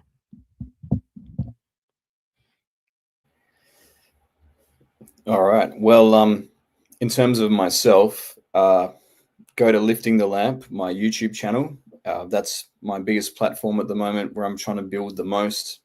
Still, in terms of things that I've got coming up, something really exciting is happening with me, and that is that I'm going to release a book soon. Self-published. Thanks very much. It's actually a very important step in my path that I published this book. It's a compilation of communications that I've received doing similar kinds of techniques to some of the things we've discussed tonight. In this case, a lot of Enochian magic, particularly the Jebethal ritual, and some work with my holy guardian angel, and some other things. Has produced a book of knowledge, which I will be publishing very soon. And it looks like I've got the final proof. I'm just reading through it in a physical copy to make any final changes that are needed. But around Easter, it'll be ready. So there'll be a period where I'm promoting it and then releasing it. So keep a lookout for that, and I'll be making announcements about that on my channel. Congratulations, that's very exciting, and a much needed addition to the corpus of that field of study for sure. Very exciting to see that, and I'm a big fan of independent publishing, brother. We don't all need to go with Llewellyn and inner traditions and all that stuff, though it's, you know, it's not a bad thing. I say that as I'm working on something for Llewellyn, which I can't talk about. I'm one of those idiots who, like, instead of finishing one book at a time, I'm working for the last 5 years on 4 books at once. So I'm one of those idiots who's going to have like 4 books done at once. And it's just, that's a bad way to release stuff, but that's probably how it'll be whenever I get around to finishing it. It's hard with all the other things we have going on, namely which Enochiacon and the Arcane Research Society. These guys will be there in Austin, Texas, November 6th through 8th. We have a huge building downtown. We got the run of the place for 3 days straight. 22 presenters, I think, 16 of them in person, full dining hall, green room, ritual practice room, exclusive workshops for only 20 members per workshop. You can go to Enochiacon or arcaneresearchsociety.com to check that out and join now while early bird registration is still on. They'll also included with that is a May-June workshop, which won't be on Enochian magic, also in Austin, Texas. That'll be more on like a bit of chaos magics and some other stuff. I can't say anything more until I confirm a few things, but stay tuned. And other than that, if you want to, I'm releasing a lot of new stuff into my Enochian curriculum this year. And it's not just a course, it's a curriculum. So I keep adding everything I do in Enochian work to it. So if you sign up to that, you keep getting everything as I grow and learn and share more with me. You don't have to buy anything. So you just register that, go to EnochianGrimoire.com if you want to sign up for that. Or if you want to study magic with me in general, go to HermeticMysterySchool.com. There's a free membership tier you can join and get a bunch of free courses and other cool stuff. And we have lots of fun. And of course, my podcast, Hermetic Podcast, go give it a good review on Apple podcasts and Spotify. Much appreciated. Magic Without Fears, Hermetic Podcast. Thank you. And thanks everyone. Thanks you guys for doing this. It takes a lot of effort for us all for it to have this little quadrivium of magic, and it's such an honor and a pleasure to get to hang out with you guys. I noticed last time, Eleftheria, someone made a comment, was like, yo, Eleftheria, these aren't your guys. And I wanted to address that, but we didn't have time. I wanted to be like, dude, that's exactly the point. That's exactly the point. Like, screw the echo chamber. But at the same time, if you think we're not sort of in the same genre, well, you have another thing coming, because we're about as much in the same niche as you can be in the spirituality sector of life. Agreed. But Yeah. if they meant it in other ways, that's fine. I mean, obviously we're not as pretty as you. Maybe Sky is, but we're working on it. Yeah, you and I are bald. They have beautiful heads of hair. We're bald, below 6 feet tall. Yeah, exactly. Everything I'm not TikTok 6 hates. feet, don't worry. No, I know, but Well, we gang. should stop this. We should stop this. Well, you know what? Actually, what's really funny is that as we like passed into hour 3 of the last of the first one we did, or like maybe hour 4. Sky thought we were at 3 hours. We were at fucking 4 hours. Yeah, I know. But I got like all these messages from people I know that was just like the podcast got better as you guys just got fucking tired and and just the bullshit dropped and it just got wacky. People love it, but it was really great to sort of lead the charge for this one. Eleftheria, I guess maybe you're it, right? Tag for front man next time. That's right. Yeah. All right, gang, have a good night. Yeah, we Everybody. like and subscribe, everybody. Like and subscribe. Thank you, bros. We will see each other soon. Conks on Pax, Light and Extension. Pow. Pa-pow.